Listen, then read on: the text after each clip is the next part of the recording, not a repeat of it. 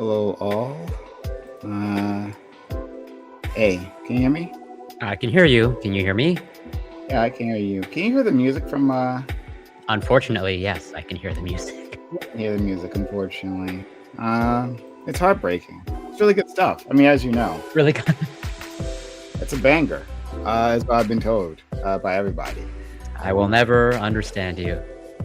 I don't know why I can't hear it. That's sad. I'll have to Consider yourself lucky. It's a blessing. Yeah. I'll bring in. Whoa. How you doing? Gibbs. Hey, Gibbs. What's with Pretty your good. aspect ratio? What is with my nothing? Nothing at all? It feels. It It's feels. the same as it always is. No, you look a lot slimmer. Your face looks slimmer and taller. Oh, he's literally I don't lost know. like so much weight that like his Yeah. physical Yeah, aspect what- ratio. It's I don't know. Here, I can leave and come back. no, it's still It's not a big deal. not a big I deal. don't know. Yeah. I haven't touched it. I don't know. Wait, on you my don't section. you don't see anything different, kid, on No. the stream here. It looks exactly the same as it always does on mine. This is his body dysmorphia happening. All right, being projected out. Listen, the only thing I ever see when I come on here with this blue for whatever reason is I can see the dents in my head way more from where I got like elbow. But I'm gonna share something with y'all because I think it deserves to be shared. I don't know if y'all like music, but Not this music. We got the best lo-fi music ever. But So we love music. I don't know if it's copyright strikes, so don't play it on stream or not. But AMH, the guy that looks like Jack Black, that really young kid, has been doing did a cover of a Adele song, and Jack Black reshared it because he thought it was so good. Something Like You, and I put it in there, and I think it deserves to be like checked out. He's something. This guy, he's gonna be. I hope he does more real music instead of like Jack Black funny music, because the guy's got a bag of pipes on him. Did you watch the alternative Super Bowl halftime show? You know, Kid Rock. I'm sure. I didn't get to watch this. I had like 3 friends get car wrecks, so I was picking them up from their car wrecks. Oh, I'm sorry, man. I hope everyone's okay. No, most of them are all in the hospital today. They're not doing too good. But I don't know how. Listen, I got questions like about how our cops do stuff.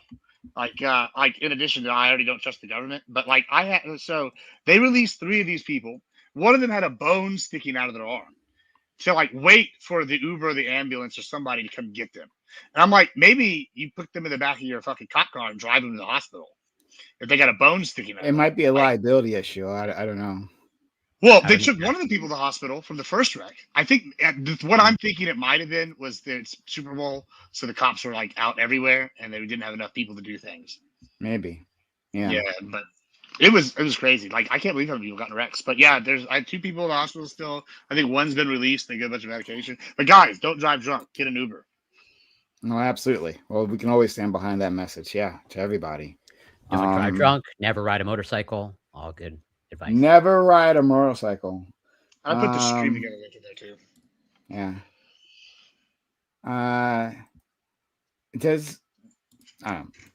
Why am I having to boost everyone's mics? Like, maybe I'm not. So Oh, I know why my mic is. is it better now for me? How about that? Yeah, I guess. It's better. Yeah. You sound better. Yeah. Your aspect you sound ratio is better. still messed up. I But you don't know definitely what's sound going on with better. the aspect ratio. Did your does your audience agree with us, or How about this? oh, there you go. Oh, there. Yeah.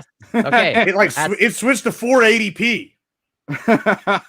When Oh, I wait. joined Okay. in. Does this look alien to you now? Is it like? Yeah. How do you feel about this? I'm thinking I need to go see an eye doctor. I got some questions. That's what I'm thinking. I got insurance. So we're gonna go find out now. I'm gonna be like, all right, check the eyes, boys. Wait, I look like this? Now I really see the dents. You know, Gibbs, you look handsome either way, but like, thank you. now it looks like you've matched reality. what the fuck? I mean, it didn't. I didn't see a drastic change on mine. I don't really. There see, was like definitely. I don't know what you see. Maybe there's something going on with your monitor or something, but like there was definitely a change. Well, it did. So on you, mine, it didn't even change the video. Like what I'm saying is maybe it's like showing y'all stream. You're like, oh, it's possible. That's a possible yeah. thing. Yeah. Like how you guys saw, I was playing the wrong direction for a while because it was different on my monitor. That's a possibility. Gibbs put it he put it in bias morphia mode. Trying to hide. It looks better when it's blurry. I'm gonna blur this fat out, you know what I'm saying? Yeah. Yeah. I lost a lot of weight. We ain't lost that much. Good stuff. That's good. Keep going. I've been working on that. Yeah, I'm like 80 down. I was 80 down since January last year. Okay, all right. Yeah. So you're slimmer than when I saw you then. Oh yeah, substantially. Like I almost like was looking back at some photos, even just from Christmas, and like I look totally different wearing the same clothes. I'm like, yes, victory. Nice. I'm happy for you, friend. We love to see it happen. Keep it up. The peptides have done wonders for the knee, by the way. Like I'm having like they said there's like cartilage like coming back. I didn't even know that was a thing that it could come back. Yeah, I know it could either. Well, which peptides? Or these are know, generic Chinese, well, whatever. No, they're whatever the doctor's prescribing them to me. Yeah, I don't know. Is it a medical doctor prescribing it? It'd be from China. Yeah. Okay. Yeah, I mean, like I didn't listen. I'm going to default to you on the biochemistry stuff. I don't know. I just know it's a peptide. And they give it to for the knee, and I'm like, hey, what is jackpot? I mean, fair, but like I would say you might want to just ask them what they're injecting. Like the athletes say, I don't know. I just got the syringe from the doctor, and I just injected it. Lucky for me, we're not competing in those sports. Not yet, but still. We're gonna get all the juice, get the gear. Be like, yeah, I have TRT. I need to get some testosterone or something. No, don't do that. Did you hear about like the for the skiing thing, like altering the like there was, I don't think like there was evidence that someone did this, but like there was like suspecting that someone could like screw with their costumes. Like, so when you're doing skiing, right, like at least the high jump skiing, like the costumes have to be like skin tight. Like they give a clearance of like 3 millimeters. They literally like use a body scanner to like scan each person's body some time before the race. And then they tell you like this is how big the costume can be, like to the exact measurements. This is how big. But then they were afraid that someone might, a man, right, might inject a chemical into their penis. The genitals, yeah. I came across some headlines. Yeah. This is a thing. I don't know about that, but I do have some friends that are in the, let's go with the industry. And the injecting the penis thing is a real thing. I even know a guy that broke his penis and then got it rebuilt, and then they started doing the injections. He broke it again, and now this is even further. And now they took out one of his balls, and they put like some kind of like tube in there, and he can inflate it. Yeah, I know about that, and I know what you're talking about too. You're talking about like that trimix chemical that they use to like inject. I don't know. I'm just raw adulterated. I know it is. This is not what I'm referring to before for the skiers, but there is and it's like gnarly stuff. It's gnarly stuff. It's extremely effective. Like you inject it, and then like it keeps your dick hard, and like it won't go down until you like inject like another chemical into your dick to get rid of the erection. But like very soon you lose your ability to like get a natural erection afterwards. So like I'm saying, it's gnarly stuff. You don't want to mess with that stuff. But that's not what I'm talking about. There was some other stuff that I forget what exactly it was. It was not hydraulic. Hyaluronic acid, I believe. Hyaluronic. Thank you. What does that do? Acid. It's like the lip filler, like it's like a filler type thing that they use, like a chemical. They use for cosmetic surgeries. Anyway, they were saying that they would use it to like give them more girth, basically, in their penis, and then that would allow them to get a slightly bigger suit. And like that would change the aerodynamics and get more lift.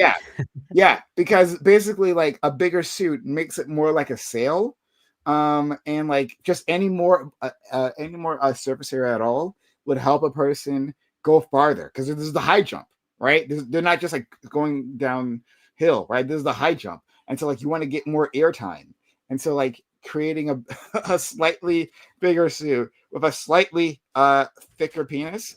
It's like if you're I don't know if it is, I don't know what the rules are, but like if you're like a sprinter, like the 100-meter sprint, it's like you like get a nose job, you get this massive nose. Does that like so like draft for you? Yeah, that probably hurt. But like, wouldn't in this case, wouldn't like the solution be just what we do in swimming? Be like, all right, we're gonna build heaters around the top part of the jump, and we'll build heaters around where they land, and they can just go out and do it in their speedo real quick, and then whatever they're jumping and land in the heated zone, they'll be fine for 30 seconds out in the cold. I've seen those old guys do the polar bear dip. These guys will be fine. They're athletes. So people are saying like, yeah, maybe we should have them do it naked. Yeah, I'm ready. I'm not opposed to that. Wouldn't that be traditional Olympics? Really? That's right. Yeah. Go back to traditional Greeks, apparently. True conservatism. I was about to say this is the type of conservative I can get behind. I can get behind that too. Yeah, more ways than one, probably. You'd probably boost viewership, I imagine. Yeah. Maybe you'd boost one kind of viewership for sure. Yeah. How you doing, Lactoid? Are you doing well, friend? You're muted, Can't I believe. hear you. Yeah, you're muted. On StreamYard, you're muted. Can you hear me now? Yep. Mm-hmm. Great. Doing all right. How are y'all doing? Okay. We're happy you made it here in one piece. Yeah. Riding your death machine. Not in this weather. Oh, okay. Wait a minute. Hold on. You let Mother Nature get in the way of your freedom as an American? When there's ice on the ground, yeah. Pretty much. Oh, okay. All right. Apparently, doesn't that just make it go faster? You just glide. Yeah. I don't know how fast I'd be in a snowbank. I don't know. That's like a Liberty oil, right? Like across the ground, it like speeds you up, right? There's nothing wrong with that. In fact, like, why do you have to obey traffic laws? I don't see why you should, right? Like, sure, yeah, I can't slow down for red lights, but like, you're an American, right? Like, who are they to tell you when to start and stop? True. Yeah, I don't know. I just, for me, there's a, section of the year that I can, big section of the year that I can't. Part of me wants to move to like a desert climate though, just to get around that. Where it's only cold 2 weeks a year? Texas. The great nation state of Texas. Well, what's cold in Texas? Amarillo, Dallas. No, I mean like what is a cold temperature in Texas? Sorry. Oh, I don't know. Freezing, I guess. Okay. I mean, yeah, they get freezing. I mean, they had the snowstorm, that like really dangerous snowstorm that killed like. I thought that was like once in a whatever 100 years type of. It freezes every year for like 2 weeks. It's just it's like, well, it depends where you're at. If you're like Dallas or Amarillo, it's like snowing, but like. I mean, not like in Michigan or something, but like where you live, I'm sure it's like cold here. But like we get some snow like in the northern parts, and then once you get the once in 20-year thing, that's like sort of snow in San Antonio or further south. San Antonio gets snow every 3 years. Like if you go to Corpus and they get snow, it's like once every like 8, 9. Okay. Did you put Wick in the group? He was in it earlier. We were in the first one. I could just move him out real quick. I mean, it's fine one way or the other. It's just like, well, if we share the chat, then it's going to be a totally unrelated chat merged in with ours. Well, he was about to end, so I'm assuming that he's leaving. I can just kick him. Okay. And remove. Perfect. I have a question. So I came across there's an article that apparently I don't know actually like how this is going to be implemented, or actually I know how it's going to be implemented, but rather when it's going to be implemented. But I believe Harvard is like moving in the direction of like capping the amount of A's that they can give because there's grade inflation. Yeah, and like I recognize the problem of grade inflation, but I don't know that capping the amount of A's is like a good solution to that. What do you think is the solution? That's what law school does, by the way. There's only so many in the class that can get an A. I think that's stupid. Yeah, Does every law school do I'm that? generally I don't against think everyone like does curving that. grades. Most that I'm aware of. Yeah, that's surprising. And like, oh, I mean, so if AIDS, or maybe Lactoid, you like that, right? Like, if A's are a finite resource, right, then maybe we can create a market for A's. And it's like if it's a commodity, right? We can There's a trade lot of back and forth. We can competition. bid. It's a There already, central but there planning already of is. grades. I think, Yeah, and I'm central gonna think planning. about it. Yeah, artificially constraining the A's. That's central planning. That's even a better way, right? But Do you support that, Lactoid? Do you support central planning? What are your thoughts, Lactoid? They already have a market for this, though. So the A's appear to be a response to a market failure, which is these fucking professors just dumping out A's. I'm sorry, I agree, it's a problem, but I don't think that's it the is solution. it is a okay. Yeah. I had a professor. What would be the He solution literally be? said, I had a professor my freshman year of law school. He said, or not freshman year, I guess year 1L or whatever. He goes, "Oh, if you use what's that Quinby or whatever, and then you'll probably get a C in my class, but you won't get higher." I was like, you went to law school? Yeah, that's why I'm trying to wrap my head around here too. This is new information for me. I've never heard this from you. So we talked about this. We've talked about the evicted thing. I went to St. Mary's for like a year, and then I got mid-divorce. I dropped out to handle divorce, and then I went and did other shit. Okay. Oh, I'm sorry, friend. Yeah, it's all right. I made more money probably than I would have made. Every time like something bad, I had the contract to fight CM Punk in the UFC, and then I broke my fucking busted my knee, and it's like every time something bad's happened, I'm like, well, thank God those guys got paid shit. I made way more money now. Now you can hire people who like Lactoid who graduate law school. Okay, that's right. Good work. But yeah, still, I don't like bad things happening to you one way or the other. No, so shout out to you. It builds character. Fair. I don't know. You're also pretty terrible. So maybe I didn't say it's good character development. It's just, fair.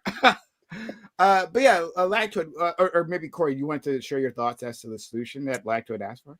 Well, I recognize it's a problem, and so as someone who is an educator, I see, I encounter students that probably passing courses, or I've seen it firsthand of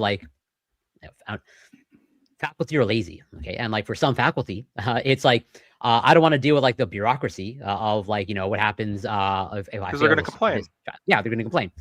Same thing of faculty are lazy. It also in the context of plagiarism of your duty as an educator is you're supposed to look out for academic misconduct. But I've totally had the situation of I see I've literally I can see what the student has written, and it's literally copy and paste from Wikipedia, and according to the rules you're supposed to flag it, but then the professor's well, I don't want to deal with the bureaucracy, so let's just let it slide. And so it's so with the A's, yes, the incentives are pretty much encourage inflating grades. From what I understand, there's this issue of well, obviously they want to have as many students enroll in their institutions, because I think depending on the institution is tied to funding and all that stuff. And yes, there's this aspect of complaints, but I don't think this is the solution because you're just going to screw over the people that do deserve an A, or there's gonna as in there'll be students that deserve an A but not going to get it because it's whatever, the quote, we've fulfilled our quota for A's, so too bad for you. That seems I'm gonna defend it. I'm gonna defend it for a second. I understand the concern, but as somebody who went from a school, undergrad, almost no undergrads do curb grades, and then I went to law school where almost all law schools do curb grades. I'm against that. That's stupid. Sure, but I will tell you that because of the fact that law school curbs grades, is there a lot of negative effects of this? Does it discourage collaboration? Does it cause some mental health anxieties? All of this is true, but by God, does it make you actually study? Undergrad, there's some books right now in my library from undergrad classes that I never even took the cellophane off. And I'm sorry, this is just a widespread issue where as long as you kind of generally get the gist, you can kind of just fuck around and you're going to get an A or a B. I mean, there's one class in particular, and you find out these about professors beforehand, like, oh, this professor is super easy. And they'll take their class, and there's one class I got an A in. I didn't show up to, I think, anything but one or two classes. I showed up for the one or two classes in the beginning, kind of near the start, and then at the for like I think there was like 2 exams, and I showed up for those as well. I didn't show up to anything else. I didn't study. I didn't do anything else. Got an A. It's just really ridiculous. And then you get to law school, where it's like, this is a way of making sure that you have to do the work, right? Yeah. Is it imperfect? Is it gritty? Is there collateral damage? Yes, all that's true. But holy shit, did I have to read? And it was kind of a shock initially, because I realized I did actually have to read. And so, I did. And you think that's a function of like, the curving, as in like, as a result of that, there's curving more, like maybe not seeing the, like, why did that result in you having to like put in more effort? I'm not because really the professors couldn't give everybody an A. That's what I think the effect is. Yeah, like there's what they'll say is like, oh, like there's competition in between students, so like they kind of like the best rises to the top. I mean, there's probably some of that, but I think the vast majority of that is once you limit the professor's ability to just take the easy route of just handing out A's and B's to everybody and force them to actually like hand out some kind of grades and some kind of distribution. Like, first of all, it's way harder on them because then they have to do like the grading, but it actually does lead to, I think, tougher but sometimes more fair grading, where you don't have it overinflated one way.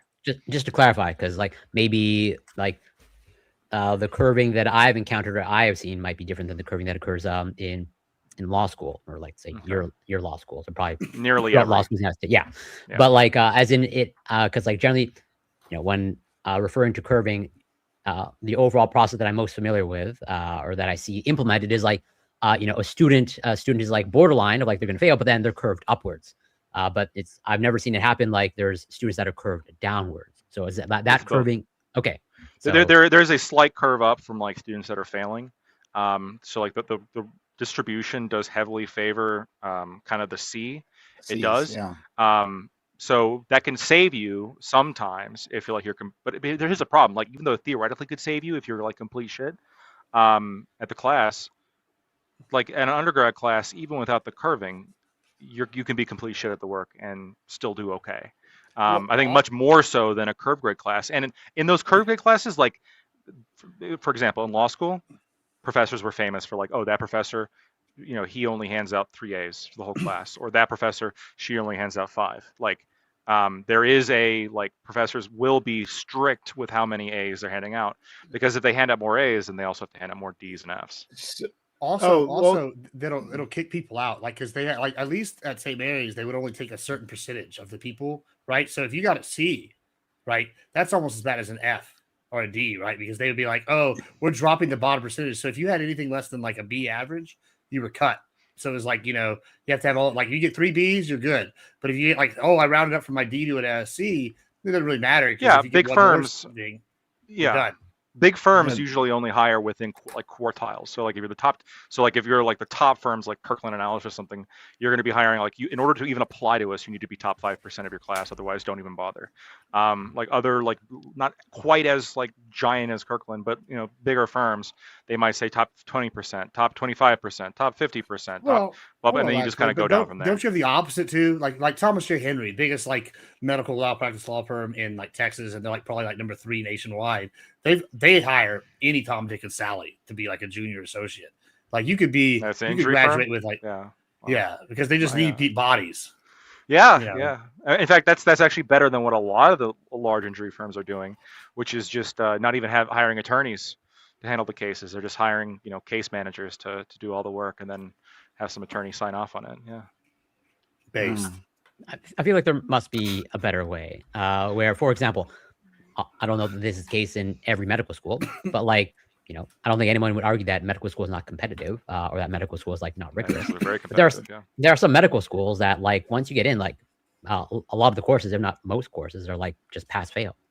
But like the bar to pass is obviously high, not like 60%. But it's just like, like you need to at least achieve the 80% or 90%, and you either pass or fail. Like I guess here's the difference. Like this is where I think the difference is. I think that for medical, and this is just kind of shooting from the hip here a little bit. I don't know if this is truly the logic, but for medical school, I guess what I would guess is that you only want somebody to get through medical school if they can do the job to like a certain degree of like, say, like competence, right? Because you want them to be able to operate on patients or treat patients without within a certain margin of error.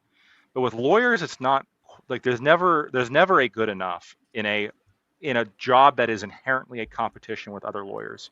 If you're getting to right 99% of the time, you have a higher chance of losing to the lawyer that gets it right 100% of the time.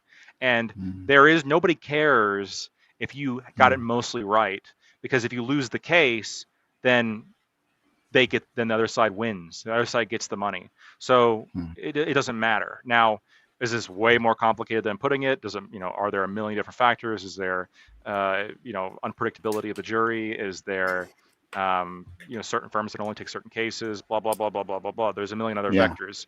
But the attorney field, I think, is so competitive by its nature that it almost makes sense to me that would be the kind of school that would have curb grading, because again, the idea is you have to be better than your peers, or at least better than them some of the time.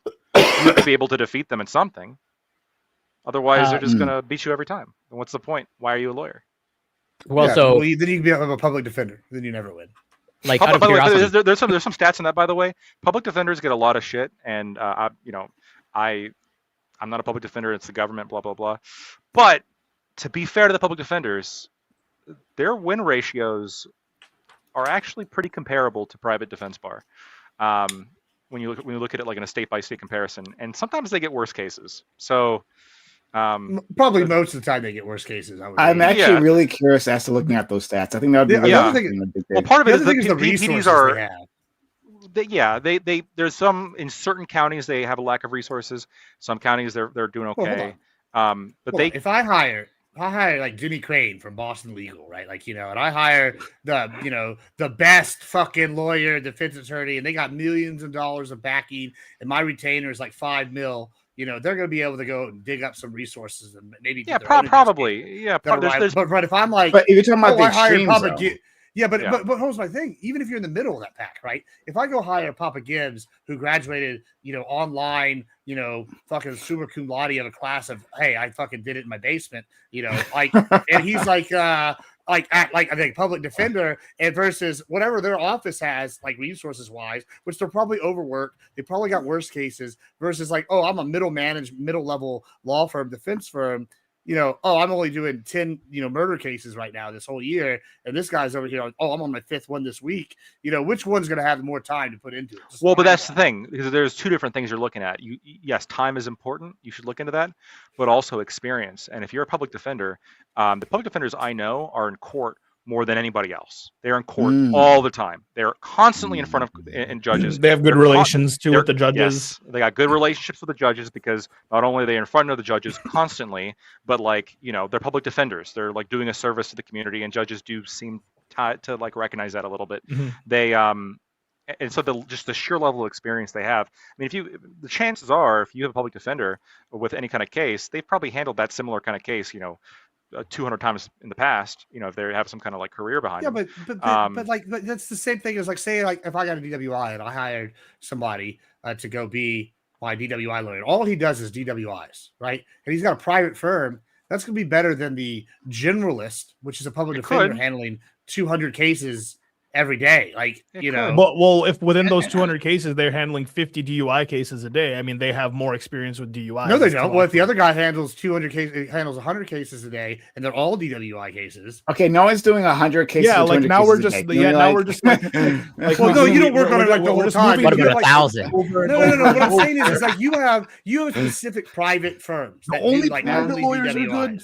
So like they're doing like hundreds of DWI cases yearly, right? Like that's all this guy does. That's all his people are specialists on. They're like, for example, I have a DWI, right? That was like 14 plus years ago. And the guy, I basically went in there and I said, hey, this actually ties to law school thing. I said, I want to go to law school. I know he goes, yeah, I watched the tape. It's a terrible tape. You definitely will lose this. I'm like, sure, I know. I said, but can we do XYZ and push this till I get accepted?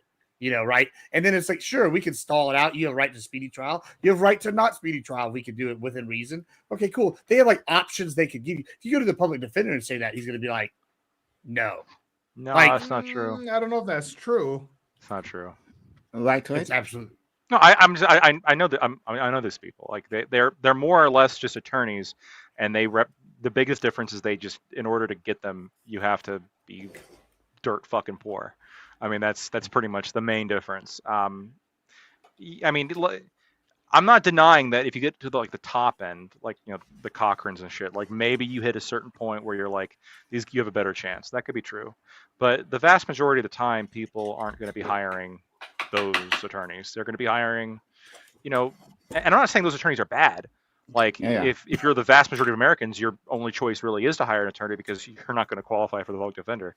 You can't even own a car and qualify for the public defender. Good luck, right? Okay, we'll have to talk about that in a second. But no. If you want to qualify, you have to be destitute, and by destitute they mean nothing. Like you can't own a car, house. You can't own things if you want to qualify for a public defender. Okay, good to know. Wait. If I have a job, I can't have a public defender? No. Bro, if you have for law school, if you want to do it full time, you can't even work more than 20 hours a week. Once you lose your job, then you'll qualify. So when they say if you can't afford a lawyer, one will be given to you, that's bullshit then, because the idea is you have to be destitute. Well, no, they're saying if you can afford it, but like depending on their metric of affordability. Like, can you sell everything you own to pay an attorney? If yes, then you can afford one. Can you sell a kidney for your attorney? The answer is yes. I thought you were kind of just entitled to a free. Yeah, I had a misunderstanding there. Thank you for correcting me, Lacto. I much appreciate this. Every state has slightly different thresholds, but generally, in order to qualify, you have to be fucking dirt poor. Yes. And or they'll make you dirt poor. Or they'll make you dirt poor. Yeah. I've literally seen that, where they had a good paying job, so they didn't qualify. They lost their job. 2 weeks later, they qualified. Wow. So go ahead, LaCory. I was going to say, are you saying so going back to the grades, like it never happens that someone and actually first question is what generally happens? I don't know actually if you have any data or any personal experiences, like for a person that, let's say, is mediocre, okay, in law school, okay, of they're just they get whatever, B average or C average, are they essentially unhireable? Like they pretty much No, they're unhireable to the big top firms, but they are those giant firms are only hiring the top 5% anyway. So it's not 95% of grads. Just to also clarify, do also big firms, let's say someone who was mediocre in law school, and they get hired at some other random less prestigious firm, but then they rack up 10 years of experience. Is that possible that they can get hired at a more prestigious? Yeah. Obviously, if they make a bunch of money, they're definitely going to be lucrative. If they C overall, if you get the big deals, they're gonna be let's get that guy away from that company. Sure, I've absolutely one of the ways this can happen is somebody who's a mediocre law student, kind of run of the mill. They get out, they either get hired at the small firm. Very rarely they start their own firm. I would never recommend this to anybody just coming out of law school. But let's say they start joining some kind of small firm, work there for 5 to 7 years, make partner, and then if they do well, they can either be sniped by a big firm, or that big firm can buy out their little firm and then make them a partner, right? I mean, this shit happens constantly. So there absolutely is a ladder for high performing people who were mediocre in law school to get up there. That absolutely is the case, and I've seen it happen. So it's not now, if you're in the bottom 20%, bottom 25%, you're probably going to struggle. I think kind of initially, but you can still make it.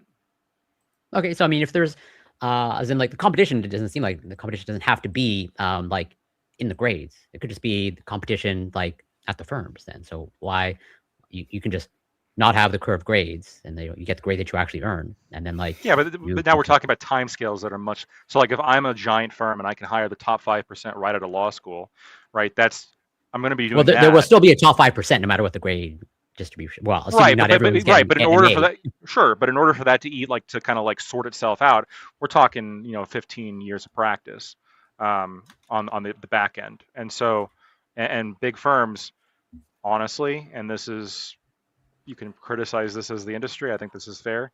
What a lot of big firms want to do is they want to hire fresh young grads that don't have family obligations, that don't have a lot of shit going for them, and they can work them to death. Work them to death, right? 2,000 hours a year of billable hour. Like you got to get in there and you better fucking work. And if you slack at all, we're just gonna we can We'll can just you. replace you. We'll replace you. And we know that you have nothing else to do. We know that you're young. You have the energy. You have this the ambition. This kind of so, and you did well in school, so we expect you to do well here. And we're going to use you essentially. And if you're one of the few that manages to do really well for 7 to 10 years, maybe you'll make partner. And if you're not, then we'll replace you with the other 5% of the top grads that are in the grades below you. So, churn and burn, baby. So, one, I agree with what you were saying. Like this is a while ago. About. Sorry. I shouldn't say I agree. I see what you're saying because I don't know the stats, right? I'm taking all your word for this, but it sounds very believable when you talk about public defenders being pretty well versed or far more competent than people think, right? Because they're in the courts, they're doing the work, right? I mean, I think it's comparable in a loose sense, right? As to, what we do, like the people who debate constantly, right? Yeah, you're going to be able to defend your point because you've done this before. You've heard the arguments. You know how to to undermine others in their position. So it just makes sense. You just practice makes perfect. Simple as that. Skill level and then, but I think this is the objection I have that you're making. I agree with everything you just said, except and this is I got to do a lot of lifting. It's it's a skill diff, right? If you're a public defender and you're going in there 100 cases and it's oh, we're gonna do the settlement with the DA because I want to get this done, or ADA or whatever, just get it out of here and it'll be quick. That's gonna be most of what they're doing. That's not gonna be very high skill. What we do right now, I go to TikTok debaters and I'll debate them and yeah, I think I'm pretty high skill. I don't have a big ego, but a lot of that is due to coming to the high skill area. I'm a righty and I go on mainly lefty platforms and I fight lefties, right? And so that's going to raise my skill level overall, right? Versus if I go on an all righty platform and have a circle jerk and we're arguing about the same two issues, it's not going to be as good. So I think there's something to be said for you go to a bigger firm and you fight the best of the best. You get a 99% win rate against, best, that's much better than 100% win rate against Bob Saget and the boys. I don't know. But I don't know that it's those two extremes. But if you're a public defender, you're going the people that are bringing the cases is the prosecution. It's not like you're going up against the attorney, private prosecutors and stuff. But exactly. That's the attorney. But only the top of the DA's office is going to be good. You're going to be facing we had to get Joan from law school to come. You're never facing the actual DA. That's never. You're facing you're facing the prosecutors of the DA office. And then they get the better ones. The better ones rise up the ranks, right? And the ADAs, the higher ADAs, because there's a hierarchy even in that. There's going to be they're not going to be going against the public defenders generally, unless it's a high profile trial. Yeah, it can happen. My brother's an ADA. It can happen. I think that I'm about to say I'm sure it varies by city. Frozen damn in mine. Am I? Yeah, your camera's frozen, but don't worry, you look good though. Your lovely voice. You look very serious. It's a good freeze frame. It didn't change, but keep going. Just fix that later. What were we gonna say? Yeah, I was saying my brother's an ADA, and I think that it probably varies from city to city, but I think I think he does quite a few cases a day, actual cases. I think they're just separated by courts. There's family court, and then I don't remember. There's different categories, and all of the ADAs are split up between them, and then you have teams under them that are assigned to different sections for each court. And it's always which court am I assigned to right now? Because some suck, and some criminal court is, I guess, fewer cases, more intense situations going on. But generally, people who go the public defender route typically try to make it to criminal court. Do you know if your brother was a high performer in law school, or I don't know? No, I think he was pretty middle of the pack. There's also he had to take the bar. Oh, did he cut out for everybody? His brother came and censored that. He's like, "Are you gonna talk smack?" Well, there's also like there's also like cases like I worked at this law firm. It was a they did property law basically, and they were basically like landlords. You would deal with like having evictions and shit. And like it's kind of like Lactoid said, you don't get a public defender for any of this. And these people don't really have the money to hire anybody. So these guys might be going like 20 a day, 20 and 0 and so on some random days, right? And like they probably have like records of like 1,067 to like 2, but they're also going against nobody. Like, you know what I'm saying? Like they're not like there's literally not even. I don't know why you're trying so hard to prove this point. It's like it's just something to look to consider. I think. I don't know, man. To be clear, I don't know the stats, right? I'm just going to go over what our friend Lactoid is presenting to us. It seems to make intuitive sense there. But but also with Lactoid, he couched that in saying there's a bunch of other factors that affect win rates, right? So yes, like I think you're introducing other things, such as how you physically look. That's I mean, crazy things. Yeah, it's unfortunate. I mean, why they I make a fantastic lawyer. I mean, like charming the jury. I mean, if that's all I got to do, right? If I just got to be a pretty face at the table, I mean, I get that. I mean, you should take that into consideration if you're hiring a lawyer. Like, are they a good looking? It helps. Let's ask Lactoid about that. Lactoid. No, there's actual research. Or I sent it to Lactoid. The more attractive you are, the higher your win rate. All Lactoid does is, he flashes the baby blues and he calls it a day. That's it. You think Lactoid wears glasses in court? You make sure you hire like the Playboy. Well, no, we have to know what his win rate is. If his win rate is high, what is your win rate, Lactoid? It's favorable, but once again, like that, there are many really factors. Can't draw too that much. was not a very sellable thing. Like 70-30, like is it favorable? I don't know exactly what it is, but it's do I go one for more than Lactoid? if it was like in the high 90s, you would know exactly. Yeah, true. I don't know if it's in the high 90s. Okay. If you really don't miss, you know the stats when you don't miss. 60%. That's fair. But I appreciate my friend Lactoid being honest, right? Mm-hmm. About that. But I'm guessing when he's in court, right? Like basically what he's doing is like secretly flexing in front of the jury, like. That's when he really takes right? off his shirt. Stands up, right? Like he just like, the judge has a problem with that. I'm secretly, right? When they're not looking. Ref can't call something they don't see, right? So, I think it should be the masked singer, like in the courtroom, as in like you should not be able to. Well, because like it's clear to me that because it is documented of how the lawyer looks influences the jury and decisions. Well, I mean, how the defendant looks too. If you had a good looking defendant, it's probably easier for the jury to be like, this guy probably didn't do it. Yeah, probably yes. I'm not opposed to also them being. So this is really old data. I just posted it. It's from 1998. Pretty old. So it is old, but public defenders actually did better in this, or either slightly better or roughly the same with remember, they're going against nobodies, actual bottom of the barrel, no matter what. Like the ADA. Hold on. It's for example, right here. So for between public defenders and private counsel, with specifically on the state level, the average sentence was 155 months for public defenders and 179 months for private counsel, 223 months for violent crimes for public defenders, 231 months for violent crimes for private counsel, 118 to 128, 97 to 140. That's a huge gap right there. I don't know what's going on with that. And when you look at when we look at the feds, it's kind of roughly the same. But this data does appear to indicate very slightly that public defenders, at the very least, don't do a worse job than private counsel. I don't know that it does do that. Like, this is what I keep talking about. This is why I brought up that it depends on I think with who you're going against. It's such a big factor. If you're going against low level ADAs and you're making deals, that's one that's not that high. It's just like when I brought up this other firm I worked at. They make less deals. Millions. Look at the data. They make less deals. Yeah. So with a public defender, 71% plead out, 72.8% of private counsel plead out.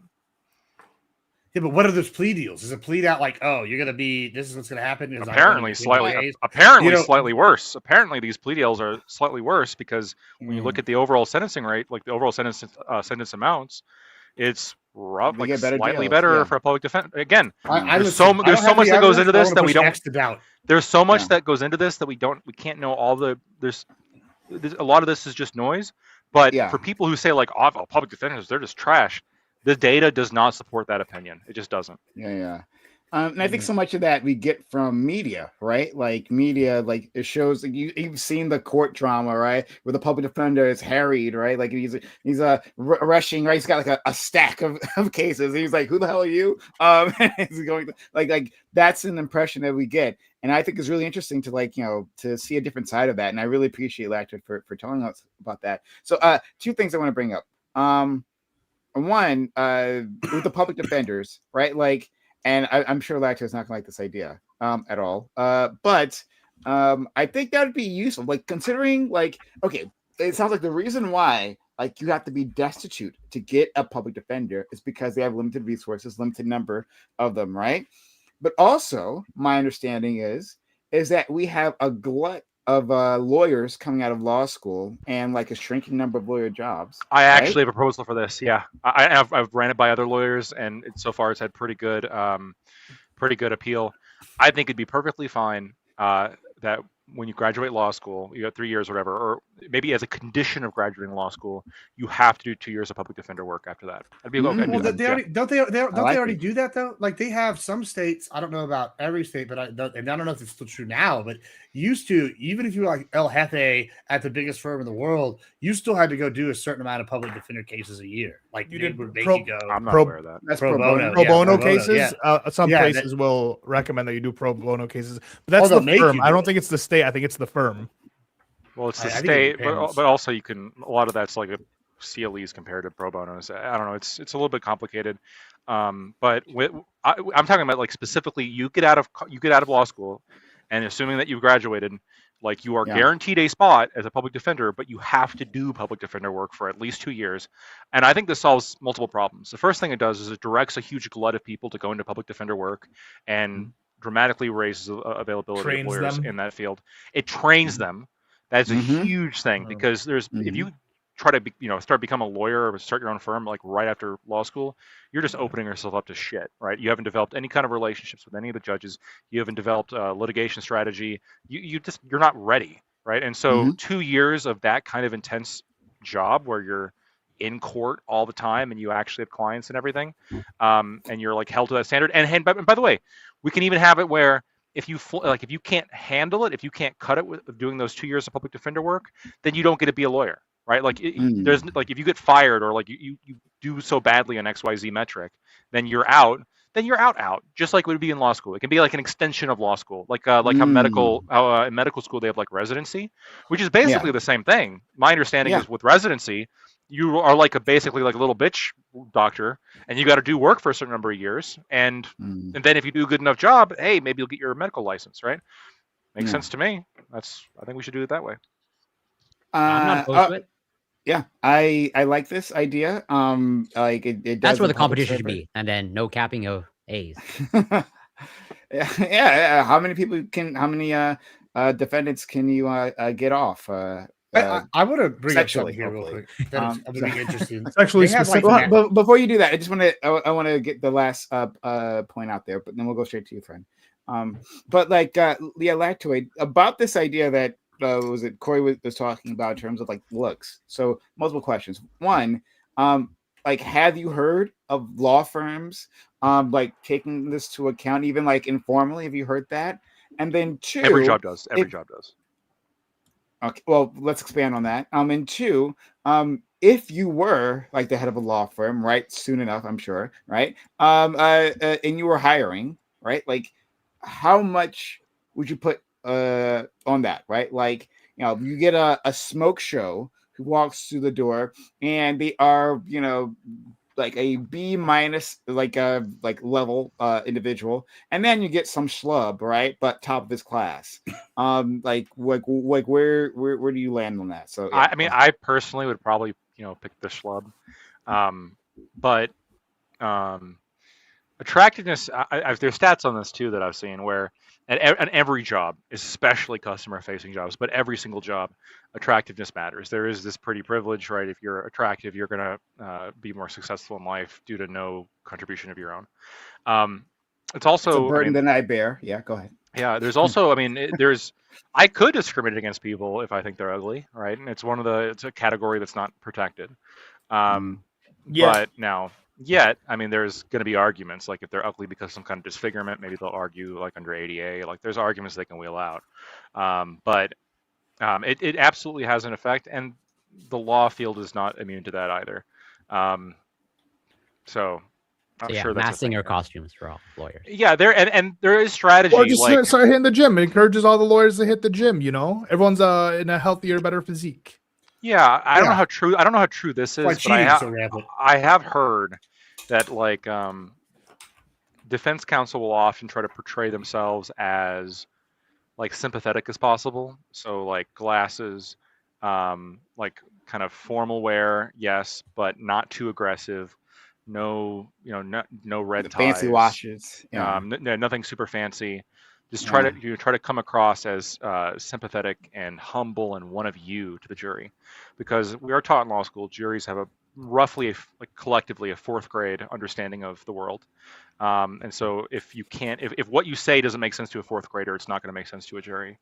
They have an attention span of about 7 minutes. Do you show figures in like crayon? Well, effectively, like with PowerPoints and like, look at this, look at that, circling. Like you got to be very, very clear engaging, and very specific and engaging, because they'll lose focus, they'll fall asleep. They don't want to be there in the first place, right? So it's not like they signed up for this and they're so excited. No, they fucking hate it. They don't want to be there. They're forced. Well, to unless be there it's like a penalty. murder case or something they can be excited about. Yeah, but write a book afterwards. Sometimes, even then, like I did see once, and this was this was such a fuck up. I was auditing a trial of somebody who allegedly, well, I guess he was found guilty, so not allegedly anymore. He was on trial for sexually abusing a child, right? Serious shit. And his defense attorney was a bit old and wasn't up to date with all the Me Too kind of. This is why continuing to maintain an understanding of the culture and that's important. You can't just surround yourself with old guys. You gotta branch out a little bit, because the jury had a lot of women on it, and his defense of his client was that the testimony will show that she voluntarily took her own clothes off. Keep in mind she was 15. But of course, yeah, and man, I voluntarily I looked over the jury, and like half of them seemed genuinely horrified that this was the defense, and I was like, this guy's cooked. This guy is so fucked. And he was. I mean, they deliberated for no time at all. Yeah, it's a tough argument. It's well, they fucking had him. They had him on like everything. They had him on fucking GPS. They had everything. They fucking had him dead to rights. So actually, that lawyer, like to be fair to him, if they had him on everything, right? It is the lawyer's job to fucking. That was his one defense. Anything. Yeah, so that was all he had. Let's just say you accepted a client. You're in court, and then you realize like, fuck, there's nothing. Can you just like bail on the guy mid? No. No. So you have there's a constitutional right to a defense. They can defend, but you also have a duty to not lie. So you can't. And then they can't defend themselves, right? The person. Man, I feel like that's a tough spot to be in. It's a very tough spot there, and sometimes there's a conflict where they have no defense. But you can't lie, and so we were taught in those rare scenarios. You basically call your client up to the stand, so then you let them make their defense, and you don't say anything. You just and then what? Or you make the name of some like crazy legal defense, Yeah, or you pull shit out of your ass completely, like with the OJ trial, and you make it just fucking work, right? If you're a crazy good lawyer, you can just do that instead. But I mean, because technically they didn't lie. They were just like, look, they're racist. Well, if the glove don't fit. Yeah. So okay, that this is super interesting. I'm really glad that we got Lactoid talking on this. Because there's so many like law firm is like mystical realm, right? Or sorry, law the practice of law. It's a Real quick, do you mystical think realm that- Newsom mogs JD Vance? Really quick, I want to hear your opinion on Absolutely, that. yeah, of Yes, course. absolutely. Yes, Of course. yes. What do you think, Everybody Brian? does. Like, Yeah. I don't know what you mean by mog. Sorry. You mog Mogs. JD Vance. You don't know what mogging is? we were Brian? just Sorry, talking about no. you should be up to date with the culture, not be an 80-year-old man. Because Like, Prime is too busy I don't jester know. maxing. That's all he does. He jester maxes. Bro. He doesn't look smacks. He doesn't. You're not bone smashing. You're not mogging on anyone. Prime, why? Do you Why? even What's going bone on? smash, Prime? I don't. I certainly don't. To mog is to like look better than the person next to you, and It's like to you're assert mogging your them, you're flexing on them, attractive. basically. Yeah. Yeah, well, Your aura's absolutely. shining. JD I don't Vance, agree with that, by he's the way. quite I don't think he unfortunate, looking, and he has no charisma. I've said this often. I don't know why you think otherwise. You fight me on this I do. Lactoid, I but do. he has I- zero charisma. Hold on, You'll hold on. find You that know out who's much got Also, later charisma? everyone on. hates him. But You know, who's got yeah, no everyone charisma? hates him. That's DeSantis. why. And DeSantis mogged the shit out of fucking Newsom. Like when they had them up there, Ooh, it's like what? initially With his But we're not Lift talking about shoes? No, we're not talking about DeSantis Hold on, hold on, with hold on, his hold on. lifts in his Hold on, shoes let me because he's a little explain itty bitty boy. Yeah, right. Yeah, I agree. I With- think with he's a the high lizard person. heels. That's why he's got heels, like high heels on. I agree. He's not a mog guy. But when you put him next to it, part of mogging, yes, is just like looks maxing. But part of it is also like personality. And Newsom comes off as like Patrick Bateman, like Yeah, he's the Groiper dream. No, No, hold yeah, on. And so when absolutely, yeah. you get Newsom out there and you have the poop map and you just you have no explanation for how to defend yourself against the poop map, you lose a lot of mog points, And I think Vance is good enough to get in with that. Politics has nothing to do with mogging, man. Mogging it has is a lot to do strictly with- aura. it's all- It's strictly No, it's all aura. Yeah. If you're just sitting here going, oh, as somebody pulls out a poop map, that's Yeah, not all aura. all That's- Newsom has to do that's is go literal- take a picture, go do a photo op with his wife, right? Even the Groipers are like, they're like, damn, bro. If we're gonna do Vance versus Newsom, Oh, yeah, like, they don't like one of them. Usha. One of them has a They white hate family, Usha. and the other one doesn't. Right? The other one wants to deport his wife and children. Yeah, they fucking hate Usha. Like people are like, sorry, as you were not saying for about nothing- a not lot. for nothing. The conservative right. I know you're it's not conservative right. particularly religious, Gibbsy, but there is something to be said about his wife being Which Hindu. does Pakistan or Him kind of India? calling Who it out loves at him? every chance, and like the conservative right would not be. I don't think is going to be okay with the first lady being a Hindu. Yeah, I mean, to be fair, which country mogs who? Pakistan or India? Which one's mogging who there? I don't know if that makes any sense. I believe Pakistan has but nukes. I don't think That's a India- very no. India does have nukes. It's very. I don't know. Yeah, they both- India has they City both- Boy India JJ, and so Pakistan. I'm giving it to India. Okay, Hmm. I don't Well, this know was a if- reference to the poop map because they have the poop river. That was There's the point. more. There's more. So, my understanding, based on my experience watching dozens of YouTube videos. Okay, so So I'm world basically an expert here. expert. I'm Yeah. basically an expert on this. From what I've 21st seen, century expert, yeah. Pakistan is surprisingly a little bit more tourist friendly than India. India apparently That's there's a lot surprising. of apparently in That's very India. surprising. Yeah, no. So again, the video that I saw, this guy showed up in Pakistan. It was very clean. Everybody was like The offering him YouTube tea. tourist guys. Not a lot of scammers. No. In India, it appears to be, it's not for the faint of heart, right? You got to be really comfortable saying no. There's going to be people who are going to hound you right off the plane. They're going to try to get you to come stay at their scam fucking hotel. They're going to try to sell you some fucking scam shit.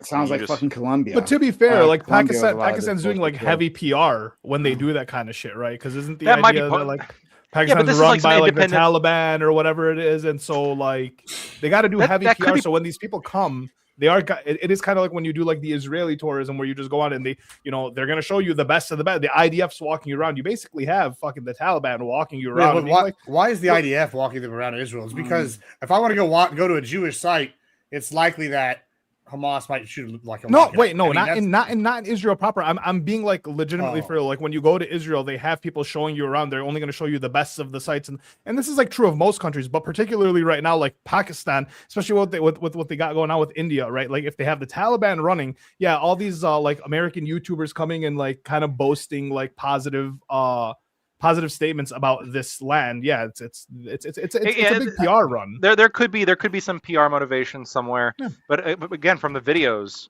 which I know are 100% not fake and authentic, of course. Yeah. It certainly seems pretty genuine. Like it's like the guy shows up and he's walking around. Like occasionally, is there some strange third world shit that happens? Yeah, but like if you're nothing compared to these videos of India where there's these cows wandering around eating garbage. Yeah. And that I've doesn't had mean like parts of India. I want to travel to India. I'm sorry, I want to travel the world really. But like India has always been like, I'm not sure if I want to go there. Because I would of love to exactly visit thing there. we're talking about. Wait, I no, wanna go there. Also, so I wait, don't Lactoid. want The issue, to- I want to the eat a issue with- Brahma cow in front of Sorry, a The I issue do with wanna- the videos that you see coming out of India is like, imagine someone who was doing American tourism. Thank you. They were doing American tourism, and all they did was show like Minnesota. fucking, the homeless people in LA, right? They're like, look at how bad America is. They just went to like Appalachia. They just went to like the ghettos of Yeah. America, and like this was like what you see of America. But it's like every country, especially depending on how large you are, is gonna Yeah. have fucking Yeah. Hold on, terrifying Ollie. areas. It just I've been seems to so Appalachia. consistent though, right? It just seems so And I- consistent where like every Hold on. city this guy goes to in Pakistan just seems to be like better and cleaner, and it might be because if you steal, they'll chop your fucking hand off. I don't know. That might have something to do with it, I've right? been to the Yeah, third that part. world. I've been to Appalachia. I've been to Los Angeles and San Diego. And I tell you what, I'd rather go to some of these third world countries than go back to like Los Angeles or San Diego. Oh my Those God, places okay. are shitholes. Like, Let's they're, like not- it's bad. See? It's bad. Okay. Before I think we this do- is before actually we go down- democratic I don't. shitholes. Before we go down this route, and fight each other there. I didn't get one, stabbed I in do wanna- Belize. I do want to get started with the actual topic at hand. We get stabbed in it Africa. sounds like we're not like focused like we were before, and I think we're bullshitting. One, okay, Lacted walked away. I have two things to say to him. We got a super I can hear chat you. I can for, hear you. And he can talk to Sure. you apparently. Okay, well, I'll do the super chat and then I'll ask my separate thing. Super chat from Drail 1381 says, "What's Lactoid's take on MUN versus Illinois? MUNN versus Illinois 77. 1877." Sounds like an old case. An old case. Let me Yeah. look We into got that some- real quick. I don't have MUN memorized. Give me a second. Yeah. Well, we all know he wasn't getting those A's in law school now. The difference between him and the top students. Yeah, I have no clue. Did I freeze again? It was a Yeah, landmark man. Supreme You were Court frozen case. the entire time. I thought somebody. Why didn't y'all tell me? I've That's been- crazy. I've been Bam, looking this at used you. This Go used to happen to me a lot. If you go to your browser settings, it's for me it was for some reason the browser stopped allowing my access for my camera, and it would freeze a lot. Stop allowing Yeah. access. I'm in my browser settings. I don't know what I'm supposed to be looking for, but I'll work on it. That's what I'm about to say. Would y'all Did he cut out for anybody else? Yeah. Censored again. Oh, Some bad my luck. voice out again? Yeah. Yeah, you cut out for a second. Jesus Try it again. Christ. Try it again. Okay, what y'all think about the halftime show of the Super Bowl? I know Oh, you don't sick. watch football. With Kid Rock? Awesome. 10 out of 10. No, I actually think it was like without knowing anything. I thought I was like, oh, this is actually a pretty great like show. It was. All things It was All the a clips that I saw fantastic seemed pretty show. good. My wife's Puerto Rican. I had no choice but to love it, but also it was just great. Oh, you said your wife is Puerto Rican? No, your wife is Mhm. not. Your wife is She's Puerto Puerto Rican? You're What? contesting whether his wife is Puerto Rican. No, I'm not contesting it. I'm not telling. No way, I'm Ali. Your You're wife lying. is not Puerto Rican. What do He's you like, know? No, I thought. Well, she looked. No, it's probably it's probably what happened is me. You're like, racist. You thought he was yes, Muslim, being so you racist. assumed That's she was true, Muslim. right? But no, making an assumption, right? I made an assumption. I just like put that on her. I thought she was a Middle Eastern. I thought she was Lebanese. or No, something. Puerto Rican. No, I think Okay. he's posted My pictures. mistake. I'm not of gonna lie, the my- wedding pictures. Hmm? Oh, man, rough, Bam. rough night for Ben. Bam. No, I'm sorry, buddy. I'm going again. God doesn't want me to speak. Yeah. That's crazy. You said you're not gonna lie, and then you cut off Yeah, immediately. I was saying my sweet baby Habibi, like he looks good, but this is like the most like white trash he's looked. I don't know. Oh It- yeah, Ali. Yeah. I don't know if it's the lighting or what, but like you look like you got like a dip in right now. Let me I say, do. I have a Zin up top, 100%. It's the hair being down. I gotta get a haircut. The buzz needs Yeah, to it's come definitely back. the hair. Yeah, Yeah, the same buzz here. needs to come back. let me say two things really quick. MUN versus Illinois. I haven't read the full case. Just off of the summary, I'm assuming that it's probably fine law. I generally agree that that the states have this power, but politically, I disagree with it. Obviously, Have what power? Wait, break it down. The power to regulate private functions, private property. Okay. All right. And then to the second question, did I watch it? I watched both Super Bowl halftime shows, and I thought both were trash. So sorry, hon. Okay, it's fair to not like both, right? What was but a good like show to you? Kid Rock was like straight up like lip syncing. Like the TPUSA show was objectively trash. And then they had the musicians. the cello and the violinist who also might have been faking it too. There's some accusations there. So also the set design was boring as shit. But like one was worse than another, right? Yeah, correct. The set design. I heard they got like 1 billion views on YouTube. And further, there was no bushes. There was no bush people. Oh my goodness! Listen, no. Conservatives. I watched this for weeks leading up to the Super Bowl and how they would. Oh, we don't want no gay Puerto Rican guy doing this shit. And he came out no dress. There were gay Puerto Rican guys. No one noticed it. There was a straight marriage that literally took place during the fucking Super Bowl. So kiss my ass. Yeah, he knows all the gayness. In the sea of the baddest bitches shaking ass, of course you would notice the gay guy. They zoomed in. They zoomed in on it. I saw. You notice. I didn't notice. Fantastic was there too, though. Baddies shaking ass everywhere. 2 people getting married. No guys wearing dresses. I'm just saying, for conservatives, this was a pretty fucking. It was amazing. Super Bowl. It was 10 out of 10. There was an actual story and actual. Wait, did y'all see Mr. Fantastic in the background? I don't know who that is. Oh, Pedro Pascal. Yeah. Jessica Alba was looking. Jessica Alba too.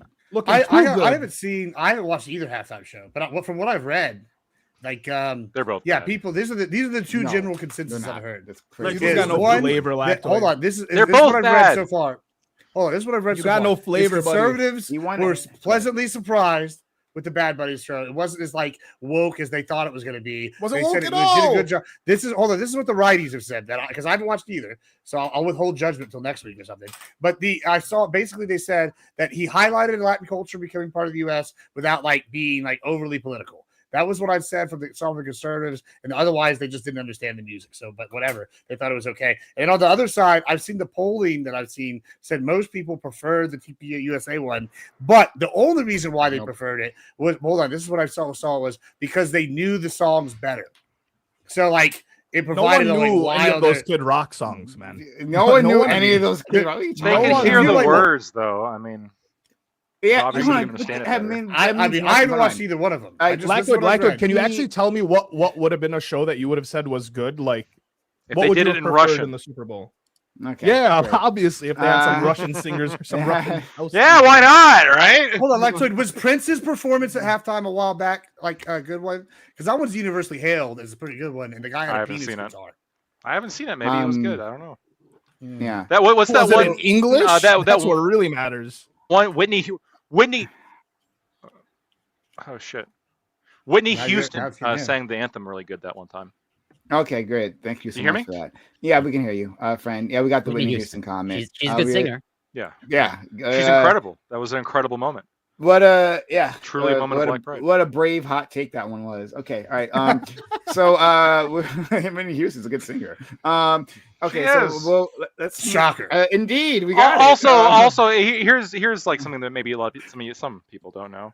One of the reasons Bad Bunny, one of the reasons why Bad Bunny is a little bit controversial, and especially why he's a little bit controversial with this, is the dude is openly in favor of Puerto Rican independence. Like he pushes for a separate Puerto Rico. Because you guys keep treating Puerto Ricans like second-class citizens. Associate with the the Dims do that. No. Not only was it the flag, but he has openly endorsed and supported pro-independence candidates in the past. Yeah, I hear you. Yeah, I think. So how can you really claim to be proud of America?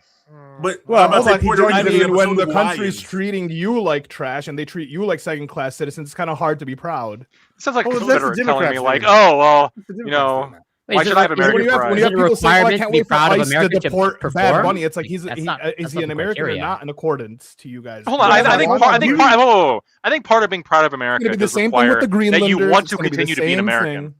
Well, I'm saying to just be perform at the Super Bowl halftime all the rights of Americans. I'm not saying that the performance itself, in of itself, demonstrated like anti-American sentiment. I'm saying that when you look at Bad Bunny's history, like that kind of, I think, Yeah. taints some of the things that he was Hold saying. on, Like do you he's have a- hold on. constantly but I'm referencing saying- Puerto This Rico. is bullshit. He has the flag that's referencing Puerto Rico independence. It's I'm like saying, you so put that what? all kind of put it all together. That can be. I got the Next Texas Gibbs. national flag on the wall behind me. What's your Yeah, point? my boy Is it wants that we to can't be secede right national? now. Yes, Gibbs. Nah. Gibbs. The kind of nationalist shit you say about Texas is exactly the thing I'm talking about. Yeah. Yes. Listen, Yeah. I think Puerto Rico. Listen, if Puerto Rico wants to fight for their independence and win, See, by like, all means, let them try. Yeah, maybe Like, that's you a and good Bad thing. Bunny have this in common, okay? But the rest of Yeah, us you know kind what of else? like the idea That's of because America. did a good Gibson job is from what I soul think- is I Latin. think I think that In his I don't blood, think he's it a says it like Latino He is. man. Mayor, He is. Let Bam go. Go ahead, Bam. Yeah, You're because frozen. I'm Keep probably going. going to be gone in 12 seconds. But Yeah. I think that I don't think that there's worthy criticism. You can have criticism of like the idea of like, oh, if this is what it means to be American, I don't want to be American. Like if I don't have the rights of an American, which he doesn't. As a Also, to be Puerto clear, Rican. it's the Democrats keeping the Puerto Ricans down, not the Republicans in Puerto Rico. You think that I'm about to say because you think the Democrats Can wouldn't you make Puerto Rico a explain that to state me? immediately? Well, yeah, because they this is one of their little funding schemes where they collect the funding and like the Puerto Rican government's like very corrupt. It's been a problem. They have the national that's true. the governor thing, and then they have like and when I say Democrats, I don't necessarily mean the National Party Democrats for once with this corruption. They have like local people, and since they're all like Latin that are not happy with Republicans, they're all Democrats. It's basically a one party thing. So you have there's not like a Republican caused issue at all in Puerto Rico. It's you have the pro like stay independent, like not independent, state territory. You have the non-pro, and then you have the ones that were like last time they had the FEMA funding, stole all the money from FEMA kind of group. So it's a lot of corruption in Puerto Rico. That's a big part of it. But the Republicans are innocent of this one. I think that they would. I think most Democrats would make Puerto Rico a state immediately, and I think most Republicans would vote against it. Absolutely, 100%, 100%. That's the case. Yeah. But I just don't know where it goes from there. Okay, so I want to get to the topic at hand. Before then, I'll say one more thing. Like I was trying to like make this point previously, but I was a big so I was a big Law and Order fan. I started with SVU, right? Like everyone does, right, with SVU.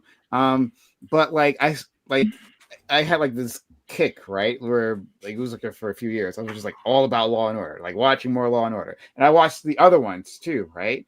Criminal Intent I think is underrated, especially with what's his face, the fantastic actor D'Onofrio, Vincent D'Onofrio. Yeah, he's really good.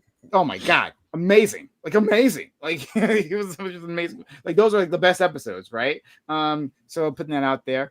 But the base Law and Order, right, with Sam what's his face, Watterson, those were good. Now there's just one thing about the base Law and Order I couldn't get enough of, right? In the later seasons, they hired an ADA there. One of the most beautiful women I've ever seen in my goddamn life. The redhead chick? Holy shit. Alana de la Garza. I have her name like tattooed in my brain. Oh my god, she was so hot.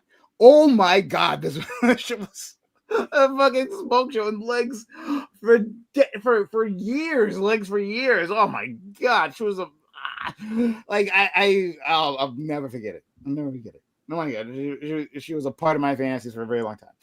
During Black History Month, Prom. You got You're just proving my point that attractiveness is a factor. You would never. Oh my God! On a And jury.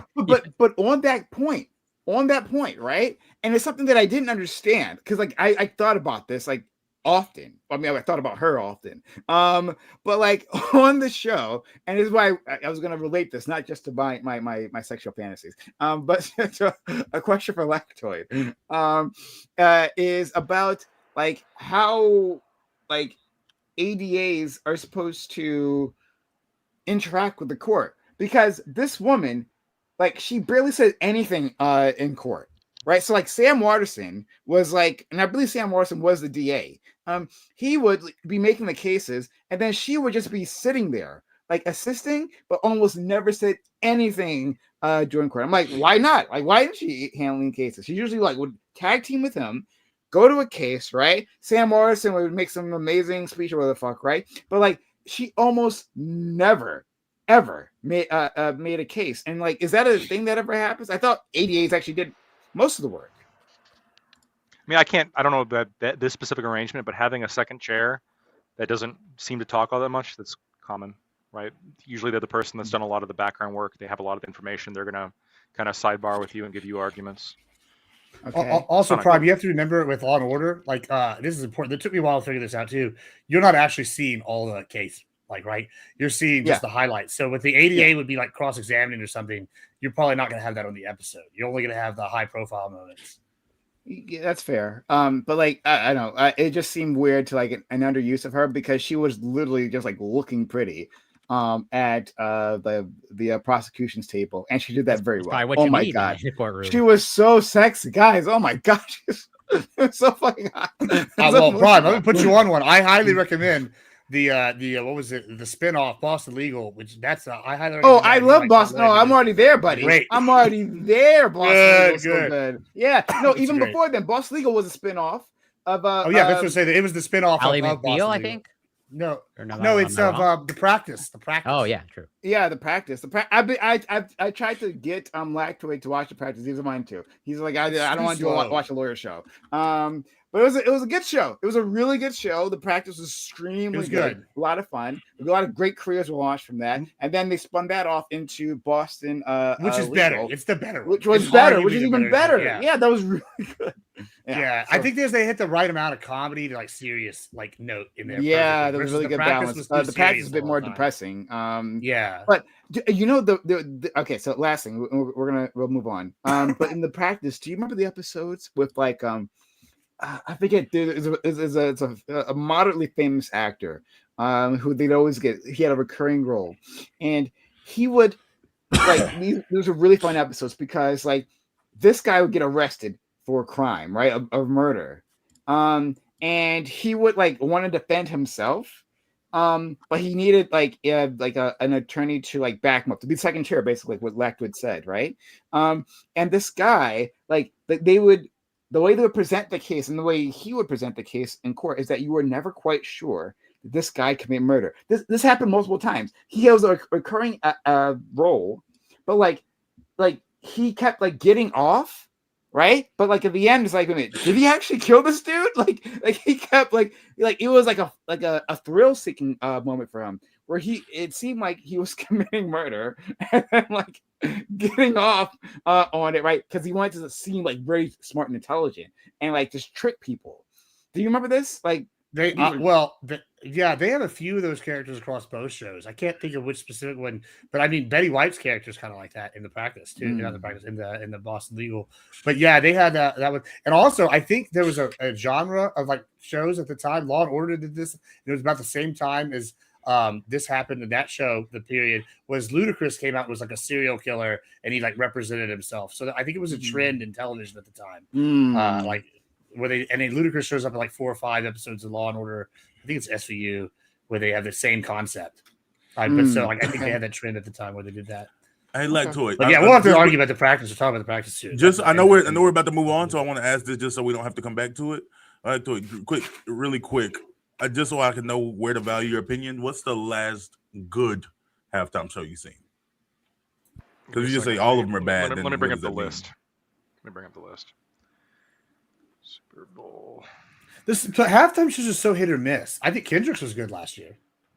No, yeah, I thought that was lame. That should have been Lil Wayne. That should have been Wheezy. That hurt me. It should have been Lil Wayne 10 years ago. New Orleans. It was in New Orleans. Lil Wayne can use. Listen, I don't care how old he is, how bad he is. They should have given him 10, he looks minutes, like a fucking mess. Lil Wayne is Lil Wayne, like 2012. Lil Wayne in New Orleans. Perfect. Give him 2 minutes on stage. Give that man his flowers. I care. Why? Right? No, because Lil Wayne means something to me. Okay, as a young Lebanese man who grew up in the suburbs, Lil Wayne meant a lot to me. All right. Okay. All right. Well, that won't take that away from me. I'll leave that alone there. But like, wait, which version of Lil Wayne though? We were talking about Purple Drake in his cup, Lil Wayne, right? Like when he Purple Drake, Wheezy. Yeah, you know, once we get into Toonshi, it's a little bit much, but Wheezy forever has a spot in my heart. Yeah, man, are you still looking up Super Bowls that you might have liked? No, so like I kind of like Rihanna's, but that's just because like Rihanna's was fire. I kind of like Rihanna's music, so I mean, I thought hers was pretty good, and that one wasn't too long ago. That was in 2023. Mm-hmm. So, yeah, I thought Beyonce, Black Power. Like did you like that one? I mean, I thought she was pretty good. And J-Lo's was bad. There was a Snoop Dogg and Eminem one that I thought was okay. I didn't like that year. I don't know. I like, and this is my personal thing. This is like maybe my conservative take. Like I didn't like the idea of like, oh, okay, why are we like promoting cripping on during the Super Bowl? It just felt like even if it is a part of like the black community, black culture, I'm like, we don't got a crip walk on TV. We can do better. I don't know if it's part of the black culture. Actually is relevant to the topic we're about to. Well, you know what's interesting is like you could have half the Super Bowl that was really good. Y'all remember the J-Lo Super Bowl was Latin themed 2020? Like J-Lo, she was dog shit. Shakira, she was amazing. Like, so it's like 50-50. Yeah. Those hips never lie, man. So hold on. So I gave one that I liked. I like the Rihanna one. I did. So does that Beyonce one? Does that justify? I mean, basically in general, you just don't like Super Bowl halftime shows, like just overall. I think oftentimes they're pretty contrived. Yeah, and where's the country music? He says. Go ahead. No, I don't. Who would you want to see perform halftime? Judas Priest. If country music, George Strait. Judas Priest would be great. No, actually, or like like actually though, they're a giant band. Why wouldn't they be invited? Judas Priest at the Super Bowl? I don't know. Aren't they old? Yeah, they're an old band. What sort of ageism is this coming from you? No, I'm just like would they be able to perform? I don't mean to insult you. I just like I thought. Yes, do they still tour? I didn't know there was still operating. Halford still tours. Yes. Okay. I'm sorry. I didn't mean to insult you, Fred. Like the main singer of Judas Priest. Oh, okay. It's very good. And look, and here's the thing. I was looking back, and the last white person to perform, the white headliner, was Maroon 5, and that wasn't even a very good show. That was bad. There has like been consistently like people of color invited to the Super Bowl. I think it's time for some traditional white music like Judas Priest. No, heavy metal. When's the last time a heavy metal band has been invited to the Super Bowl? It's been a long time. No. If we're gonna who listens to heavy metal? Let's do an American. White people. King George. King George for country music. That's what we need. We get like King George in there. Maybe a little heavy metal.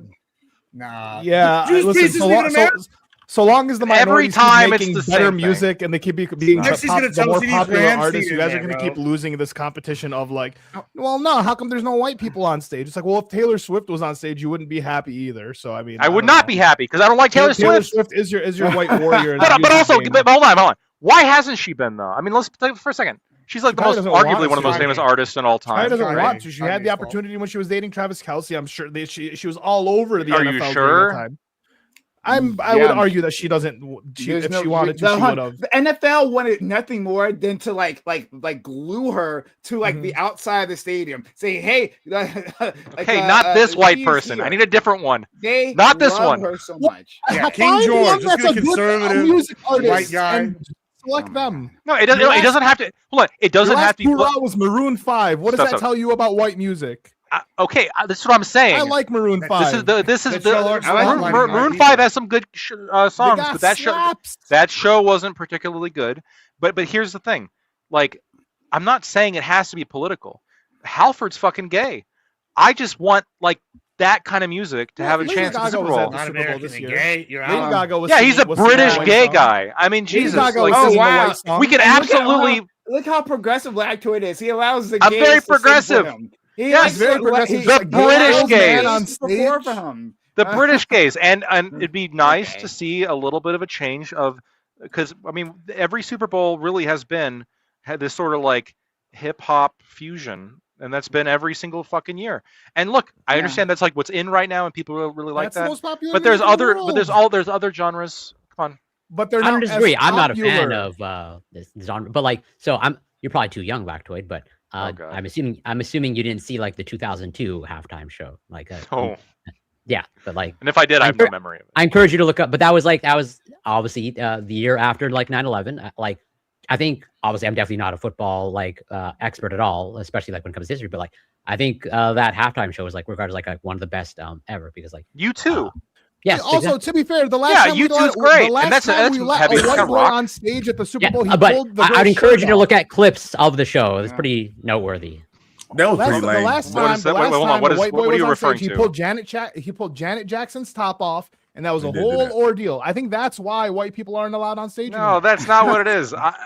Look, They're wild. No, They but go out didn't there and they Eminem do wow, it's 2019? $10. Hold on, Eminem was on there since representation 2019. matters, Ollie. Okay, we need It does matter. representation. Yeah, make better music. We're 70% of the U.S. population. Bad Come Bunny on. is the most popular music artist in the Not world. How? How he is because everyone else listens to him that isn't you. A lot of right? countries speak Spanish. Yeah, man, Well, it's yeah, a lot of Pitbull- people Not that most. listen to him that aren't you. Halftime Now, show? if Also, Tim McGraw or he's got or a the porn guy, star name. Can we? if how Tim are we just not McGraw addressing or this? whatever Bad can Bunny? do that. If he can do that, King let's George could. fucking George check Strait. it out. Hold on. George Strait could easily do Who that. the fuck He's You is still keep not George rich. mentioning. Yeah, I know. Strait? He keeps He's the mentioning king King of George. country. I don't know who the fuck We this don't is. care about The Well, only that's reason I know crazy. George Hold on, Strait hold is on. because So all of I Drake's did- exes live in Texas Oh, like him. That's the yeah. only reason I know him. Exactly. No, this guy has. Hold on. I don't want to Oh, like. God. like I look mad at King like George and freaking it brings up the king of the fucking UK. No, Like, he's that- literally called King George because he's got 50 #1 hits in fucking country music. There's A been lot of fun them are shows, but the fun best show of all shows. All time right, is hold on. Prince's.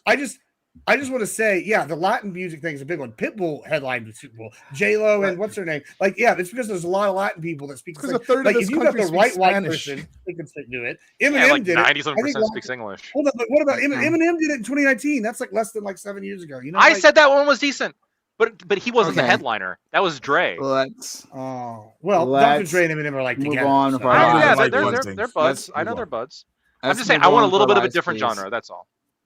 Okay, all right, let's move on. Thank you. Right. Well, Back to story Law and goes. Order. And Alana de la Garza Garza is the hottest. Oh my god, she's so beautiful. Greta Van Fleet and the Pretty and, Reckless. and I was hoping there was an effort to like have a revival of Law because the base Law Just and for Order her? got canceled, which is bullshit, right? And they tried to revive it later on, and it didn't last for a long time. But they're gonna bring back Alana de la Garza, and I was like, oh my god, yes, please. Make this happen. Oh my god. Bro, can you do this in a month that's not February? Okay. You just all Oh, let that's this right. down. It's that month. Holy shit. Okay. I should be All wearing right, my that's FUBU. okay. Fuck. All right. Thank you all. Thank you all for being here, for being part of the channel, for watching. If you enjoyed our little pregame, well, great, fantastic. We do this all the time. We wander quite a bit, but it tends to be a lot of fun. So thank you for being here. I know which one. Hit the follow button if you're not so yet. No matter what platform you're watching on, Twitch, YouTube, or Kick. And consider also, someone did what I was going to suggest, sending in a super chat. We're going to read that super chat in just 1 second. So yeah, consider support the channel and to keep us up and running, or subbing to the channel through Twitch. Or you can't do anything through Kick at this point. It's fine. But eventually one day. But you can follow. So thank you so much. Let's go to my listening library. And they say Tell gives that George Strait is old and retired 2 years ago. If we're doing country, it should be Tyler Childers or Morgan Wallen. Morgan Wallen, that guy. You know, I don't he know has Tyler one song. Childers, but yeah, Morgan Wallen would be okay with me. Maybe like throw Luke Combs in there, like any of these like major country artists now that are like hitting like the pop stations. Yeah, the I think those viewership would be- drop, brother. No one really likes country outside It'd be of fun, country but nobody people. really likes. I mean, but I think that like Lactoid is kind of hitting the nail on the head with one thing though. People are sick of the Super Bowl show, like the halftime show. It's just like They're not not. hype like it was. It used to The be. viewership keeps going up and up. So I I know don't what know you're if talking they're about. sick But of it. it's the same as per capita and all bullshit. It's like more people Population are having keeps been going born in down. the world. Oh, Well, more people yeah. are being born in the world. Of course, more people Yeah, are yeah. watching. So Nobody like- had passed I Michael would- Jackson before, like the last couple years. We Michael will, Jackson we will was what, see. in the 90s? Sorry. Yeah, 90s. Michael Jackson kicked off the modern Super Bowl halftime show. It was him that started that. Before then, Super Bowl shows previously like were like completely Bands. different. Like they had like Marching local bands. bands like around, like small acts. They had they had a freaking like a magician like go on stage previously. And then there was this whole thing with apparently, and I literally just learned this like today, right? Someone did a little history lesson on this. That there like people were like, you know, not like tuning in, like caring about the halftime show. Like again, it was mostly for like the people at the Super Bowl to like to go to the concessions or to go pee, right? But like because the acts were so bad, a show, and this is a black reference from my man Bam, right? Called A Living Color, right? A living. They Very good band. did a. There's not a band. And Living Color is a band. So. In Living Color, Brothers. maybe it's also another band. It's a group, not a band. Yeah. But it was a TV show, and they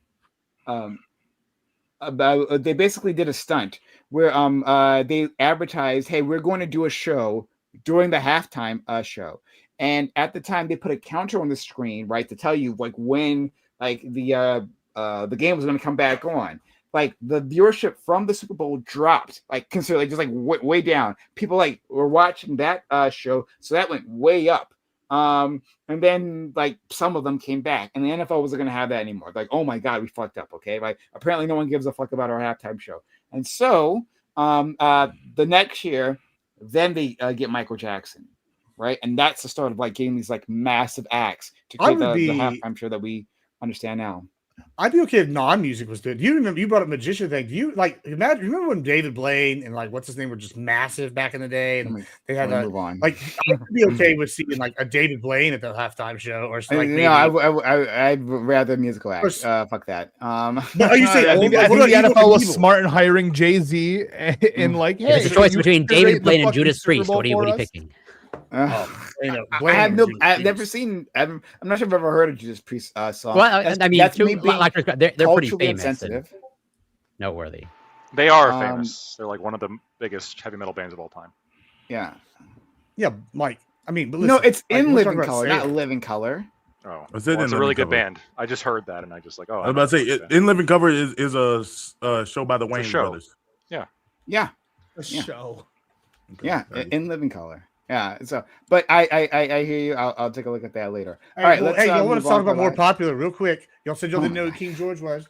George Strait, 70 to 100 million records sold. Judas Priest, 50 million. So George Strait's the name of a person? S-T-R. It's George Strait. He is a country singer. Capital S. Yes. He's the king of country. Most famously known for being in a Drake song.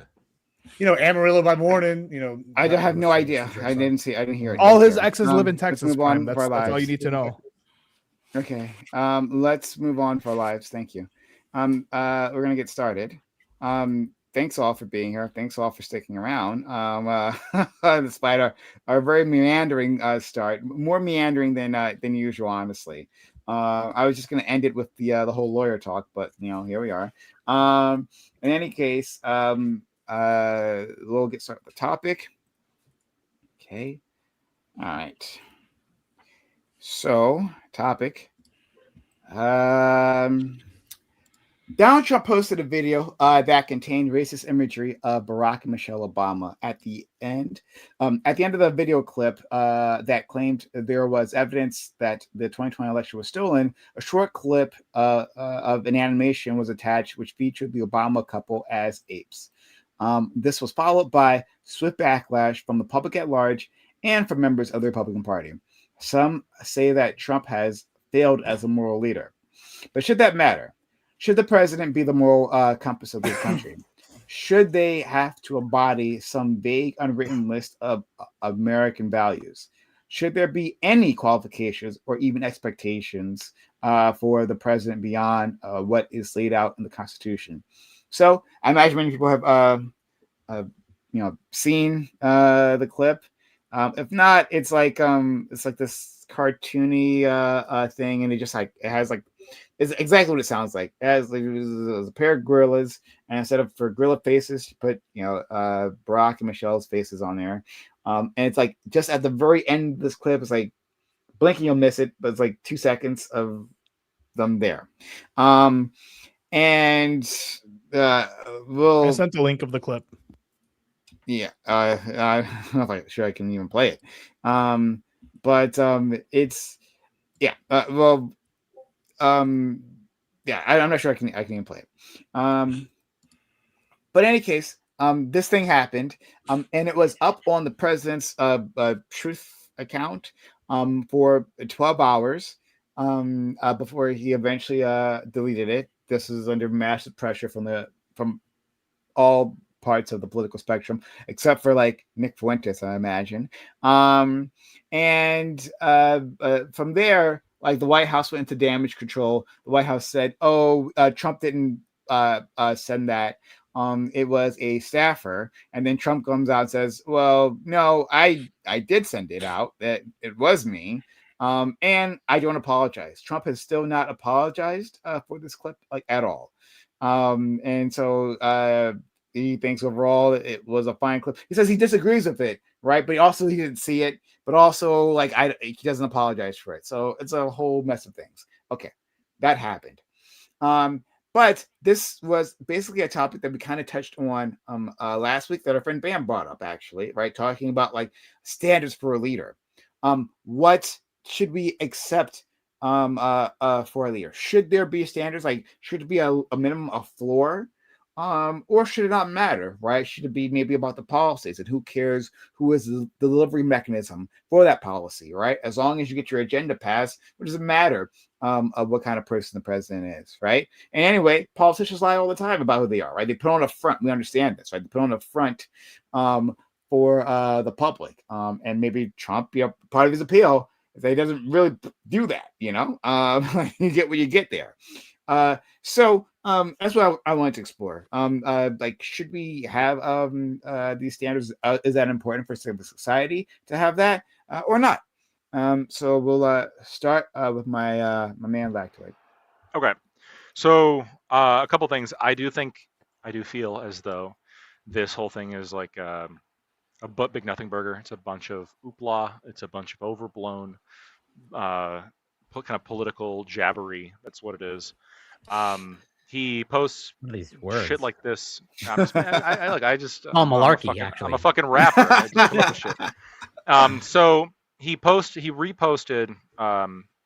So from what I understand, he saw this video and either he reposted it or a staffer did. He's saying a staffer did, but that he saw the initial part of it. And it was about voter fraud, which goes kind of in line with the kind of shit that Trump posts.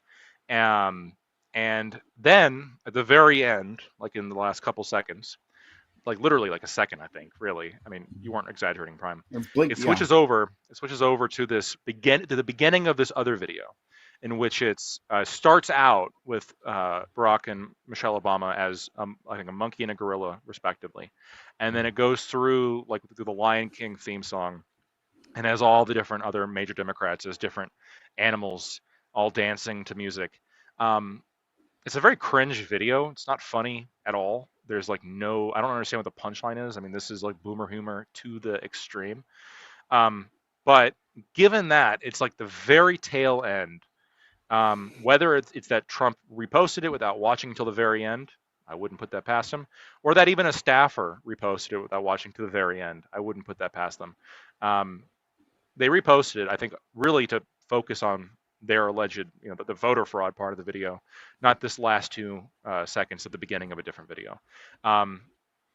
They have said that more or less, and they have deleted it. I think that really the pressure is well, if we, do we want to be pressured into deleting it, especially when it's talking about voter fraud? And yeah, they kind of put up a front a little bit with that, I think. But they did wind up deleting it. I just don't see this as really being all that big of a scandal.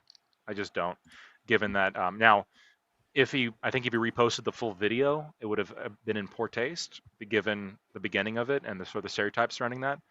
But I think it mostly would have been bad because it's just a fucking cringe video, and there's no actual funny aspect about it whatsoever.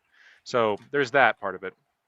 As to the broader question of should the president be the moral leader, I think it's fine to factor in morality into the candidates that you want to vote for, but it's also fine, how much weight you put on that. I think is going to be different per person, right? I think that for me, a big part of the presidency is the policy agenda that they want to get done, much more so than the morality of the individual person. But there's, of course, limits to this, right? If some extra Epstein shit comes out and turns out he was on the island, doing some crazy shit, there's some lines that I think can't be crossed, right?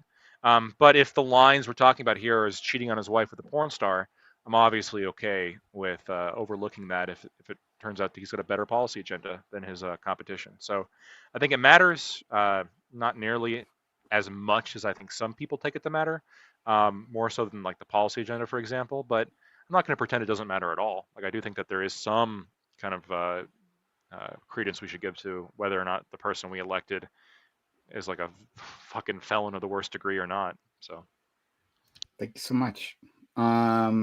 Let's go to our friend Corey. Yeah, I'll try to keep it brief. So I actually don't necessarily disagree with some of the sentiments that Lactoid outlined in terms of like, what the actual true intentions were in truthing out this video. Is it motivated by racism? Who can say? Would it surprise me? No, but I'm not going to necessarily come to that conclusion. I think, there's a larger question of like, what does it say about, the president truthing out or spreading what I would consider, explicit disinformation, misinformation. I think that's largely potentially more problematic than just the potential racist imagery. But like, yeah, it is believable to me that like it's just either Trump being an idiot, okay, I don't put that past him, or a staffer being an idiot, or both. And so, yeah. But again, to the broader question of this aspect of morality or character, I think, yes, ideally, one would want the leader of their country to be a person of a character without defining what exactly that is. And yes, that will be different for each person. But, there's, from what I can tell, there's a lot of, let's say, discourse around, a lack of male role models in society. And one would like to think that the president could be a role model for, the population that they're leading. And so do I think personally that Trump is failed as a moral, or failed in having any moral compass? I do. But obviously there are a significant amount of people that don't feel that way. And like, yes, there are, I think, unwritten rules, just like when it comes to electing a leader, there are unwritten rules in society. From what I can tell, like, I could be wrong, but I think generally speaking, it's not against the law to cut in line. But we all seem to understand that you don't do that. And like, there will be significant backlash if you start cutting in line. But correct me if I'm wrong, but like, there's actually, I'm sure there's some sort of legal context where it is against the law to cut in line. But I think generally speaking, that's never the case. And like, that's an unwritten rule, and we all seem to understand that if we don't follow it, we descend into chaos, probably. I think that largely holds true for many aspects, especially in this case here. So I'll leave it there for now. Let's go to our friend Gibbs. Yeah, I mean, first, since before it brings up, I want to bring up the concept of per capita. If everybody here knew who Judas Priest was, and they sold 50 million, and only half the people here knew who George Strait was, and he sold double that. He sold them, outsold them 2-1 per capita. Just saying. Anyway, moving on. We're going to be talking about this issue here. I can fact that is true. Hey, here we go. So when I'm sitting here going, hey, I look at this thing with the Trump in this video. One, I don't think he posted it. Two, he's won awards from African American people for this work with the communities before, whether it's the Black Caucus or the Black Conservative Caucus or whatever, whether it's the Ellis Island Award that's debated whether or not he got that. He's gotten awards. Nobody said anything about Trump racist until he ran for office. So I doubt that it's racist. But Trump is really good at one thing, and that's trolling. And I sit here, we talk about the moral like likability or the moral compass and stuff like. Sometimes we're having this debate right now in Texas over who should the Republican candidate be to replace Cornyn, or should it be Cornyn? And it's between Hunt and it's between Ken Paxton. Ken Paxton, he's kind of a piece of shit.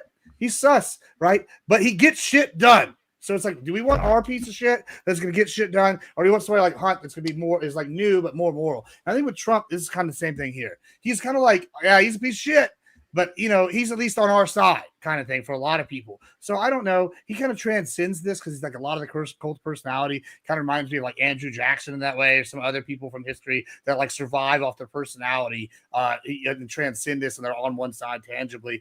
I do hope that he braces the trolling, because I don't think he's racist, but I think it would be fucking hilarious is if he dressed up as Frieza and came out and gave a press conference and yelled something about hello monkeys to everybody and just wild out. Like, he should just roll into it now. Just troll the left, because that's what they're going to do. They're going to hyper focus on like this and not focus on policy. And I think that's his best strategy, honestly. It's just to embrace it, which is what he seems to be doing. Okay. All right. Let's go to our friend Ali. Yeah. Yeah. So this video, there was no need for it to be added to the end of you're talking about voter fraud, right? I think it was done in poor taste. I think every year we seem to get this where like some company out there puts out some crazy shit and then they like have to walk it back, and it seems like a publicity stunt to an extent, right? Like this is it seems like a little bit of rage baity. We had Gucci with their blackface mask, and then H&M with their coolest monkey in the jungle shirt, and then the black kid was wearing it, and it's just like this is another iteration of it. It's too obvious for me to like, is he racist? Like, sure, right? I don't think that means anything, but I think this type of shit, like this type of joke, this type of troll is like, it's like too obvious. It's too nail on the head. And so like to the overarching question of like presidency and should they have some type of like decorum, right? I think that's like really what we're talking. I think they should. I think especially in like an era where influencers are a thing, right? Where people are looking to the internet to see how they should act, right? Kids now more than ever are looking to like their screens to see like how they should act, what they should be, what characteristics they should embody. And if this is the character of the president, who is, you know, kind of potentially the most influential person in this country, right? If this is the character of the person that's like posting and saying and tweeting and talking, right? Then that's the role model, to Corey's point, for like all these kids, all these young kids, right? All these young Republicans, all these young whatever. And so when we have people posting, just it's just blatantly obviously racist, right? You didn't have to do the animals in the kingdom, right? And like just once again, it's too obvious. Having the black presidential couple be the monkeys is, you know, like nail on the head. It's boring. To Lacto's point, it's cringe, right? But you kind of can't defend that it's not racist. It just is. It wasn't just like, oh, it just so happened to be that Michelle Obama and Barack Obama were the apes. That was a choice. That was a deliberate choice. And you can say that they didn't watch the video all the way to the end and seen it, but I mean, that's still your president posting on their page that's getting millions of views, that's influencing the youth, that's the character of the party. And so at a certain point, like, no, I said this before the election when I was asking, like, what are you voting for? Yeah, policy, but then there's also the character of the person who's pushing that policy. If the character of the person pushing the policy is a liar, then why would you trust that they're going to push the policy that you want? Why would you believe anything that they're saying? And I don't know. So that, yeah, it feels like every 4 years, we're kind of declining in decorum for president. And like, eventually we are just going to start putting Gatorade on the plants because the, electrolytes is what the plants need. So. Let's go to our friend Bam. I might have to step away for a second, but like if I do, you guys know what to do afterwards. Keep going. Silence. Yeah. Hopefully Silence. I don't drop out again. Yeah, go ahead. But you're already frozen on screen. But I'm already frozen again. I'm on pace. Yeah. Whatever. I gotta switch back to a wire connection. I tried to switch to Wi-Fi. It's a terrible decision. I'll say this. I can have this conversation from an honest perspective that, like, I don't believe Donald Trump watched the video all the way through. I don't think he cared enough to. Personally, I just think he's a psychopathic old man that's just posting stuff as quick as he sees it. Like, oh, election fraud, I'm posting this. I think once he was made aware, did he care, or did he realize, like, oh, this was actually kind of messed up, this is kind of racist? No, I also don't think he cared about that. I think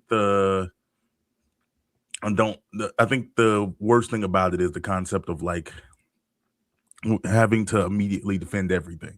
And it's like, oh, again.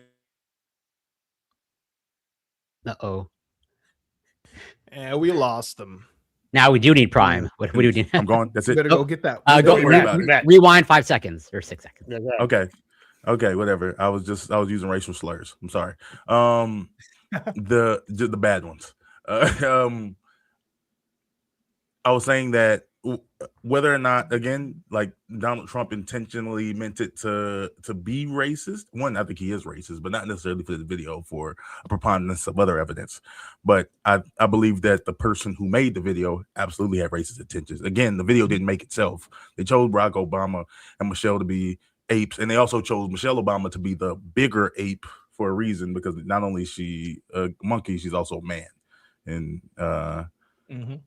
and is part of the stereotype. And the fact that everyone, like, we have to pretend that the president of the United States is like everyone else, is like, oh, he made a goof, or it's some random imaginary staffer, but they don't put Trump on board with this idea. So he goes back and forth between, I posted it and the staffer posted. We need another rewind of 5 seconds. We gotta hear his voice first. Yeah, true. I'm still going again. Yeah. Okay. 5 seconds. Okay. Rewind. Yeah. Why is the president having, like, if it is some random staffer, why is the president having a staffer like post at 3 o'clock in the morning? Like, that doesn't even sound right. Like, that none of this makes sense. Yes, I do expect better from our leadership. And because I'm probably gonna drop out again, I'm gonna do a little bit of acting. Because we were going by really fast, and this is from the movie that was the closest to ending racism of all time. And if you'll know it if you're a good person by halfway through. If not, then I'm sorry to you. Tropic Thunder. Nope. Why should I give a hoot about you, huh? Or anybody else out here? You want to talk about the ways you capping, right? Right. You got a job. I got a job. You been doing your job. I've been doing my job. Yeah, I don't remember the Titans. I don't remember what the title of the actual movie is. I think yourself included. I'm not supposed to wear myself out for the team. What team? Nah. What I'm gonna do? I'm gonna look out for myself, and I'm gonna get mine. Oh, remember the Titans. Yep.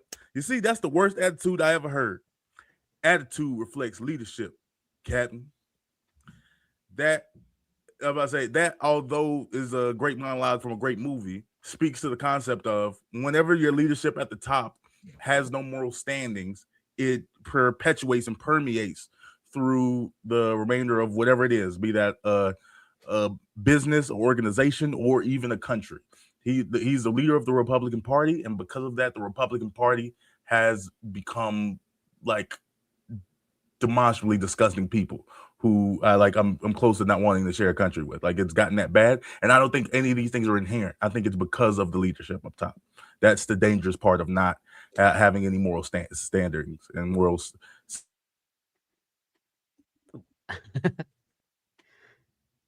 This is quite the Wi-Fi connection.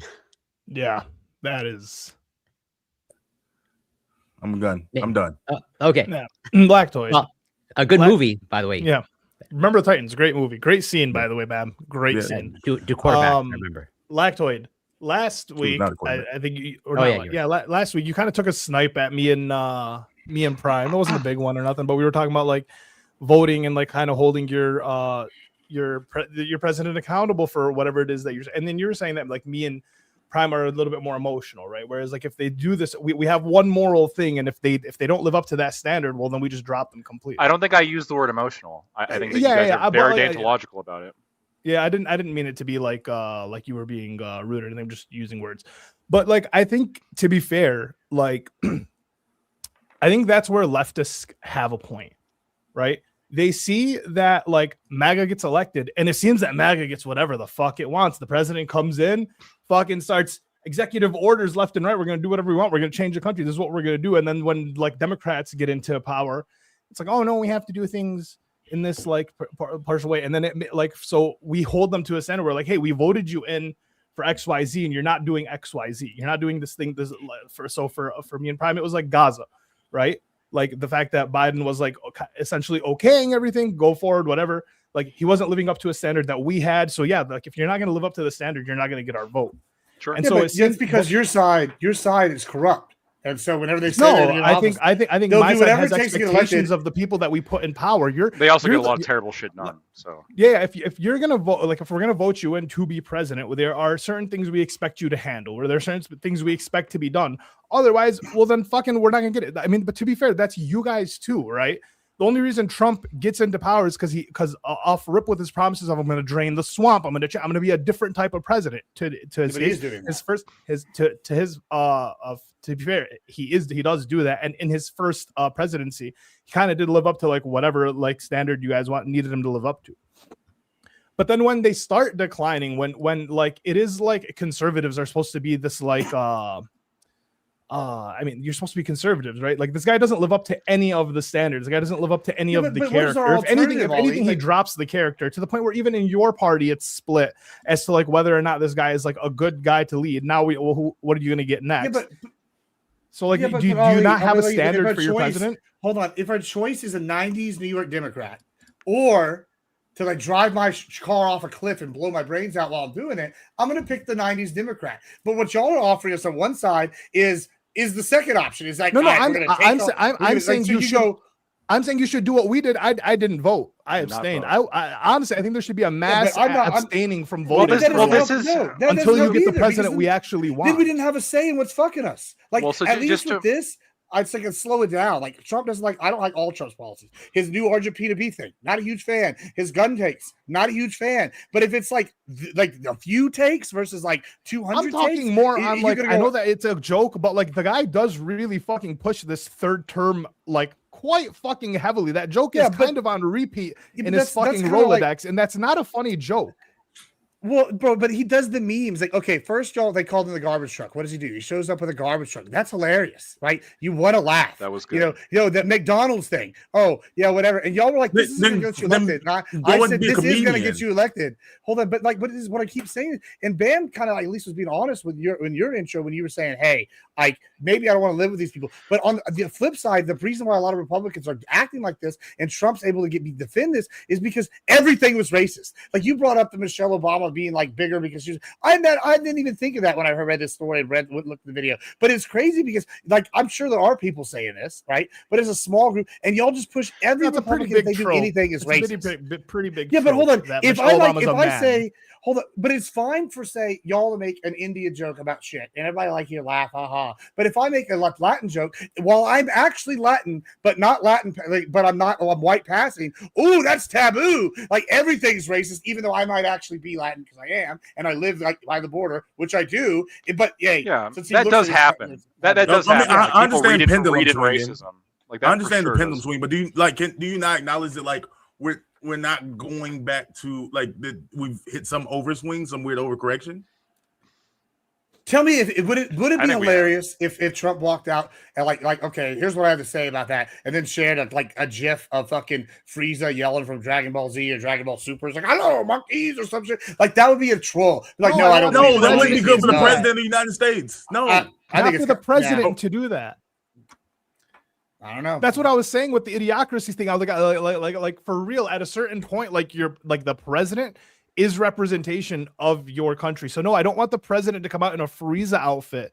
Just like when the Argentinian guy comes out with his fucking crazy hair and he's doing the crazy shit. Like these are people that we believe represent us. Like this is supposed to be like the average person, the normal man, the everybody can become president, right? That's what the ideal is supposed to be, is that this is a representation. He's a public servant at the end of the day. He's supposed to give up all his businesses and so on and so forth. Take 4 years and just focus on like being a public servant. And when your president isn't doing that, when they're not fulfilling any of the roles, when that's not now the new character, well, then what comes next, right? It's not like you're going to get a guy that's like being presidential, right? What's the next step? My sweet baby Ali's also not more the president. Memes?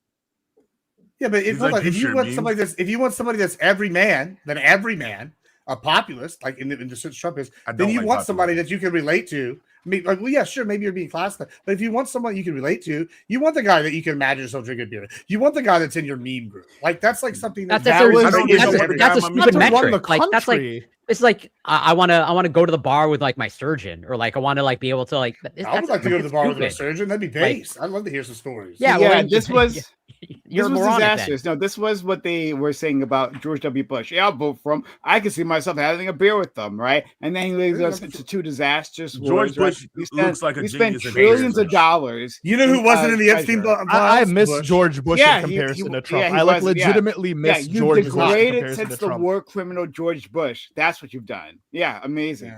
Congratulations for you. Bush handled shit. Bush was an idiot, but like to his fucking the best of his abilities, he tried to handle shit with some fucking decorum. He tried to keep the peace. He tried to keep it so that. But this guy Trump, bro, is just fucking divisive as shit. It's not good. It's not good as a president. Go ahead. Just like Lex. Obama was So a progressive? couple things.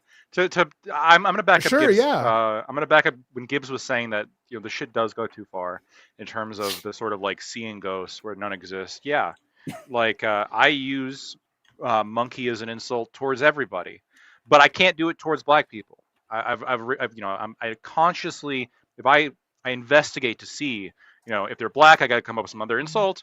If they're any other race, great, I can call them a monkey because So you use monkey? Seriously? No, like for real? You Yeah. just call people monkeys? Like if I'm trying to insult them, for sure.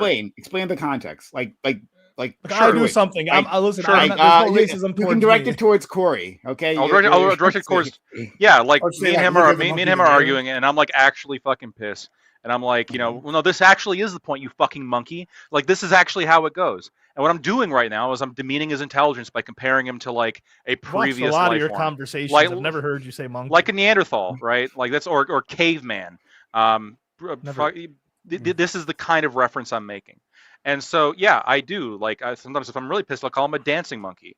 Like, dance for me, monkey. Like, That's an intelligent monkey that can dance. I've Like, gotten pretty play an fucking instrument. angry at people before, but I can't do that, right? I do it universally, except for black people. I have to make a separate rule. I got to have a separate kind of, insult. Or just don't And so use there- that one. That just and so there seems is- like- No, it fits. And so Okay. I have to be to kind of Gibbs's point, right? I think there is kind of a knee-jerk reaction oftentimes of just like, well, this must be racism, and then when you look into it, it's like, well, actually, it's not.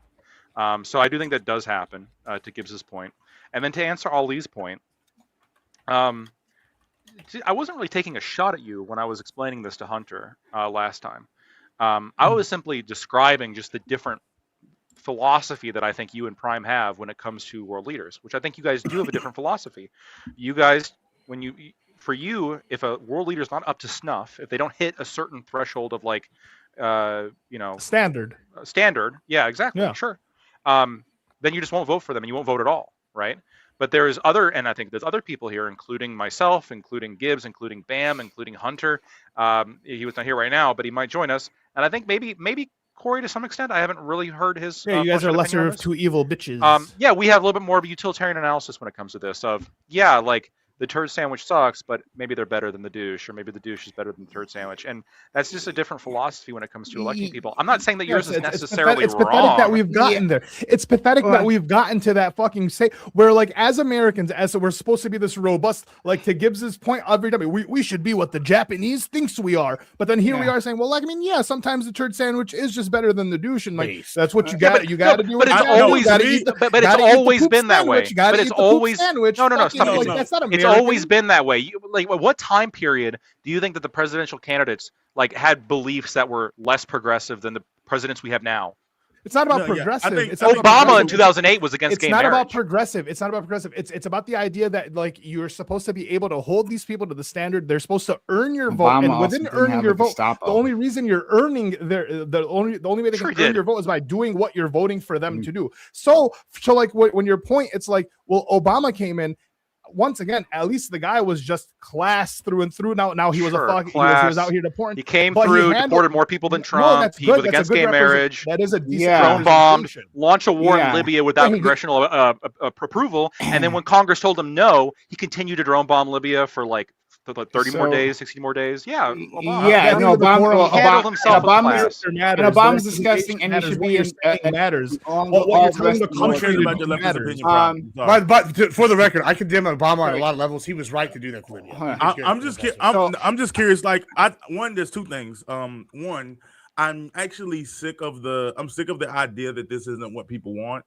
Like I hate MAGA, but like the MAGA, This is what the they full want, on MAGA heads are right that like, no, this is like to some degree this is what they voted for. Like Yeah. Trump isn't like the shit sandwich. Trump is like the ideal. Like there was a Republican primary. This is Trump overwhelmingly. Like king. we don't want to hear anybody. I voted for someone else in the primary, just to be clear. Yeah, Right? sure, I'm not a member of that I'm not MAGA. speaking to you.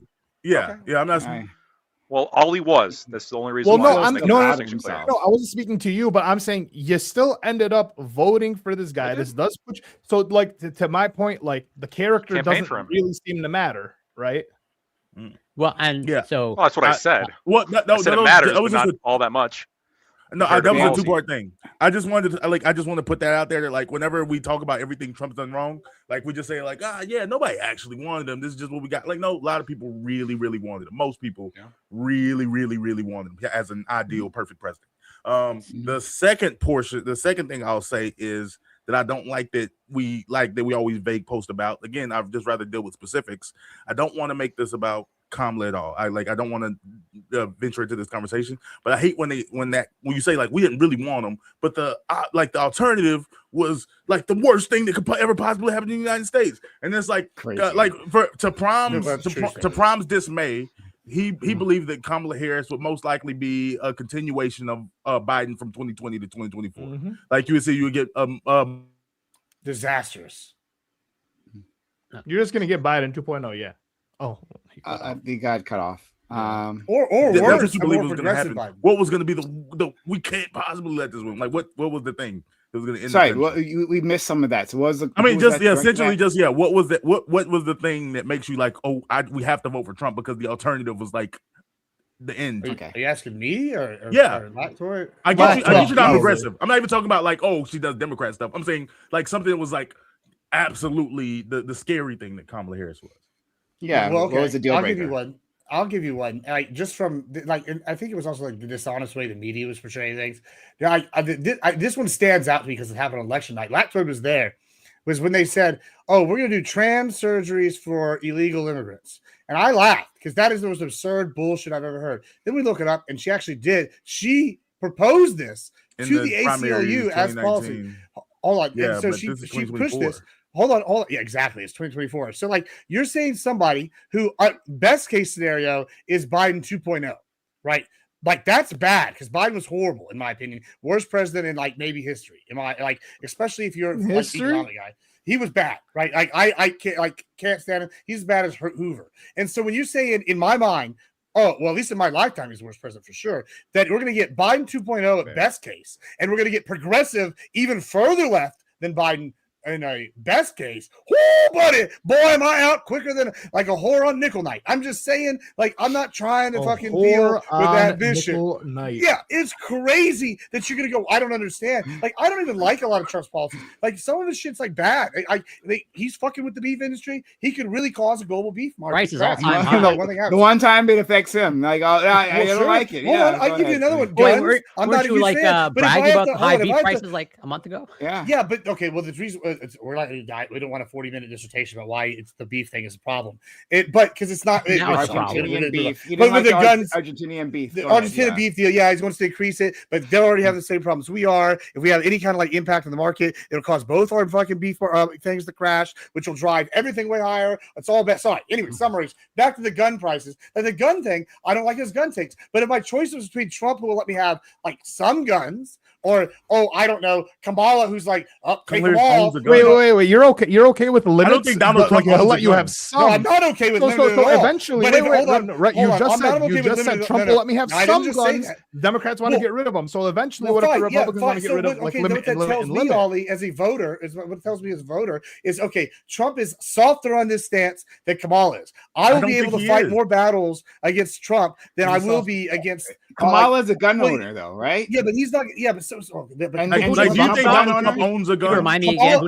Kamala has already made part of her platform getting rid of the guns. No, she hasn't. Like, that's what I'm saying. Like, she did. She said, "I'm getting rid of the guns." Kamala Harris, stop it with a terrible 100% made banning absolutely AR. said this, and she tried to go in here and sit and do a little photo shoot with her and Wall saying they're hunters, and it was pathetic. Versus, listen, Trump's already made his policy clear, but it's a low priority on his list, and he'll probably have to fight tooth and nail to get it done, and he's not going to fight that battle. So if I have to choose between the two, and there's less on this side and way more on the other, obviously I'm picking Trump. Like, I don't like. Yeah, how long does that go for before both options aren't viable? I didn't want to make it about it just feels like we didn't name anything specific. So we named this. I named three things specific off the top of my head. Or like, and you're saying they were all wrong. You said that you wanted to get rid of all the guns. What policy? She didn't say anything about trans with illegal immigrants. That goes to the tax policy. That didn't happen. Anyway, it did happen. She proposed. No, in 2019, in the 2024 presidential run, Bro, she said nothing about bro. trans surgeries. She didn't. Are you telling me that we don't look at somebody's body of work prior to their election for president? And if you are, then I just don't respect your opinion because I know you're smart. No, I'm saying that secondly, I'm saying that people, she literally moved her work. position on In things. her body of work, she put this forward. That was one, and that's But she moved her position. My tax dollars being wasted, which would be under Biden 2.0, which was the best case scenario in my opinion. Y'all's worst case. Oh, that's awful. I don't want that. Those tax dollars are wasted. And 3, we could go into the first thing. I don't know what the third thing was. We've gone through 3 now. We were talking about she was going to take all we the can guns. come up with a third thing if we need. Oh, the guns. Yeah, the guns for 3. She's harder on guns. Like that's right there. That's just 3 off the top of my head. And I'm sure if I really thought about it, it'd go down more. No, she was way harder. She was way harder on guns. She consistently supported what she would call an assault rifle ban, echoing the 1996 assault weapons ban. I mean, if that's what the base is asking for. I don't believe she said that in 2024. All right, let me post it. If that's what the base is asking for. Didn't Trump just recently say, like, you can't show up to a protest with a gun? But Ali, why does it matter what our base is asking for? Yeah. You said Ali, no, it doesn't matter. Your base asked for that. Hold on, your base asked for that, and you said, okay, she should run that platform. I'm saying Trump's base said we like our guns. He ran a softer gun stance, and we're getting what we want. Why would we not vote for that? Like, so this is kind of really what this is kind of what I'm saying. If it's just going to continuously go like tit for tat, tit for tat, tit for tat. You guys don't want this, we want this. We're gonna then okay, why can't we So you're basically just telling Democrats we should find our Trump. You're telling leftists we should find our Trump. Vote him in and kind of get all the shit we want for 4 years, executive orders and so on and so forth. But it's like at a certain point, that's going to be the downfall of the country. If every 4 years we're just swinging to extremes, right? Because we have no decorum, because we have no fucking like idea of how to actually run a cohesive country and like unite people, while we're sitting here doing memes about past presidents being monkeys and shit, which fine. If you want to say, well, no, I don't think it was directly racist, but we know the implications that come with calling black people monkeys. That's Lactoid's point. He has to sit here and go out of his way to not call black people monkeys when he's yelling at all the other people that he called, which I've heard you yell at a lot of people. Lactoid, I've never heard you call them monkeys. All right, listen, I'm just saying.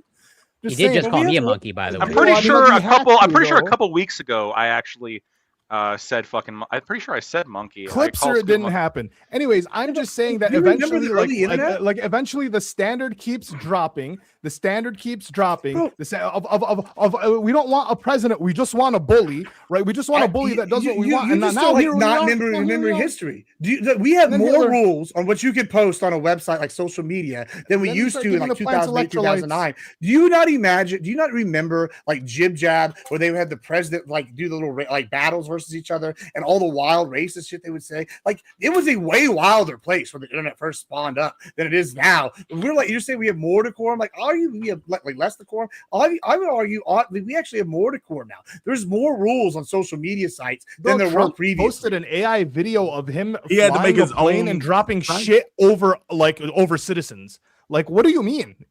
like he's literally flying a plane, dropping shit over. This is just an AI. This is just one AI video, one runoff that he puts out. That's hilarious. Have you seen the White House Twitter page? He calls women who ask him questions fat piggies.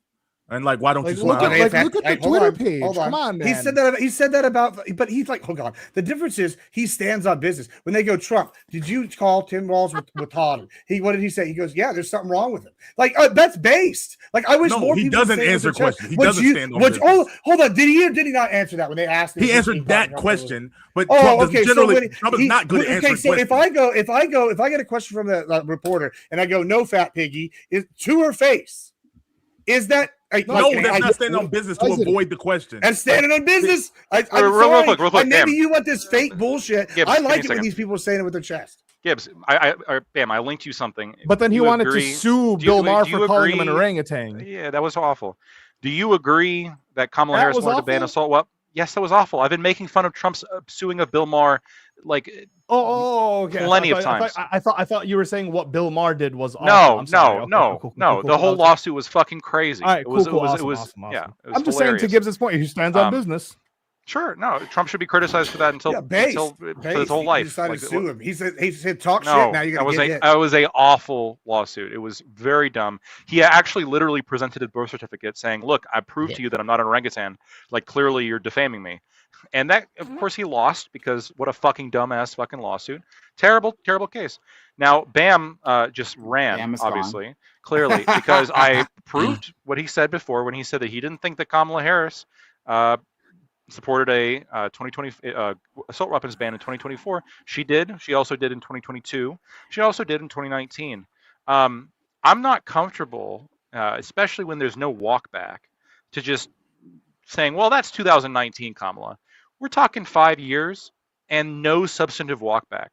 She never, at any point, at least as far as I'm aware, during her campaign in 2024, walked back the free transgender operations for illegal immigrants. She never walked that back. Because she didn't reiterate it. Campaign. She didn't reiterate it. Run an apology tour in her first month, and so that's all you guys. One sentence, Ali, with how much shit she got from that. Because you guys would run that sentence into the fucking grave. No, she would say the same shit that everyone said about gay marriage. I evolved on the issue. Kamala Harris is for they them. Yeah, the best response to that would have been, actually, we're not going to do that. You can say that you can say it to Bam directly. Yeah, I'm gonna say I heard your question. Yeah, I'm not gonna deny. Once I seen what you said, I was like, oh yeah, I do remember the context of that related to AR-15. I think it was dumb policy, but also like okay, honest position. What so that's one example. What chance do you think it had of passing? Like she said it. What chance do you think is like, oh, this could probably happen? She just said it for the votes. It's what if Democrats push this every single time there's a mass shooting. If there was some kind of Democrat majority in Congress, along with a Kamala Harris president, and then there was some kind of mass event like that, I think that there is a chance. Like the regular gun violence we have in this country. Sure. Tell the kids to stop shooting up the schools and the clubs and the churches. These kids, how do I reach these kids? He calls them monkeys all the time. I call them monkeys. He wonders why they're shooting. But then I can't do that because then I'm going to get in trouble. So yeah, I think that I think there's kids shooting up the schools. It's white kids. You're fine. I think there's a real. Because they don't count the ones shooting outside school. Hold on. I think there's a real chance. Here's what I know. I think there's a real chance that Kamala Harris would back gun restrictions and gun bans. B might actually get that done at a higher rate than a Republican president, and potentially up to and including a assault weapons ban. But then 3, at the very least, she is going to be appointing judges that I disagree with. This was one of the main reasons I voted against her.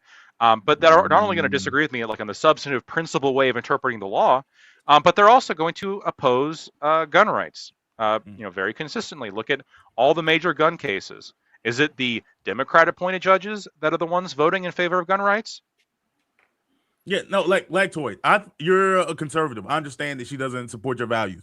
I don't think I've heard you say that like, oh, like I had to vote for Trump because the alternative was like the end of society as we know it, like the world would end. Like I didn't say that.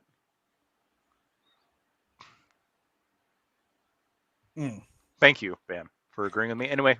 Now we got that agreement. We can. Yeah. 6-second rewind. Bam. Right. It's all right. It doesn't matter.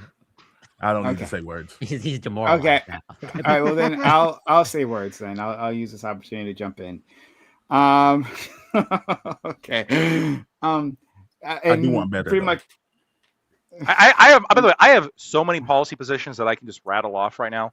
Like for me, the whole thing has been policy positions. For me, like if we want to make this about Kamala, I can find shit. I can find shit about Kamala. I can find shit about Tim Walz. Right? I mean, Tim Walz on abortion is horrific.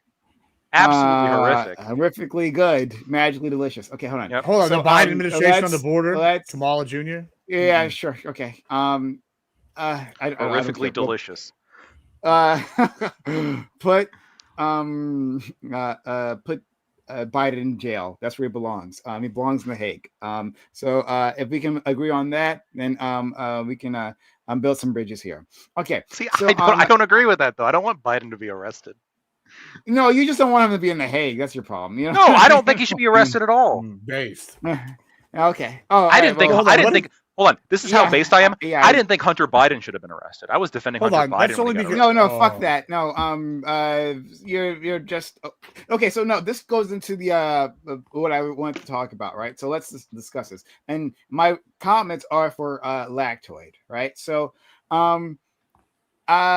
two things. First, we start with this. Lactoid, do you think we understand the clip, like the clip that Trump posted was mostly about the election denial, right? Yeah. Just pure nonsense that he's spitting out as usual, right? Mhm. But that's like the meat for the Republican Party, right? Raw meat for them. But okay, that's what he put out. But there was just like a sliver of a clip at the end. Okay. Lactoid, do you think the full video? No, the I don't original agree with the full video. I understand that. Do you think sorry. it was racist? The context No. that you don't think the video with the Obamas as the gorillas were racist?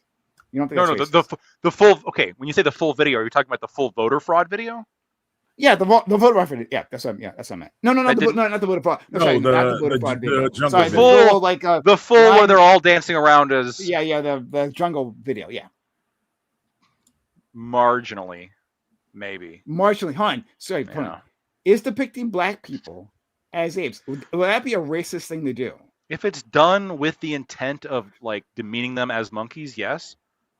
Do you But think if it- that it but if was? it- but hold do you on, think so that was like a- if it- do you think that was an uplifting video? Do you think that's? Oh, it No. wasn't that. Like that video was okay. So then, think that was a black specific Twitter. choice? No. Hold on. Let me explain. Do you think It's that not- was a it's- specific choice, Lactoid? To answer that one real quick, do you think that was Yeah, a specific choice, or do you think that it was just happenstance that the Coincidence. Obamas were the apes and no one else was? I just really answer that Yeah, directly. I don't want you to have to please. fight us on this, man. Like, Yeah. come on. Just No. directly on that. question. I don't know if the decision was made with the intention. Do you believe it was I'm trying- let me- happenstance, no, or there's- do you there think is it a was difference here. deliberate choice. No, there's a little he more can't nuance look here. into his heart. There's a It's nuance either here. Happenstance or it's a deliberate No, choice. no, that's Right. not true. Can't There's make a different What's the kinds of third choice? there are different kinds of Make a deliberate judgment choices. As always, right? He can do it on Maybe all. it's just a on troll. all Can you just make a levels. troll He and not can be manage, racist? Right? He can understand people's No, intentions. the for troll is everything that else, it's except racist. when we Like, talk what's about the joke? racism. No, I said the joke is y'all called us racist for like years and years. I'm taking and then it's a like, position. Okay, fine. Here's a joke. Like, watch how y'all freak out. Yeah, Like, I'm I mean, that could be taking all a possible. position. I'm taking a position of I don't know what the underlying motivation could be. It could be Oh, yeah, who because the knows? person Who well, you knows? guys are the ones asserting that you know for sure. I'm saying it could be that No, they were making the video. Lactoid. Can I get it Stop out? Stop it. No, don't get it out. No, stop right there, right? Because you're like making the position that you know for sure what his intentions are.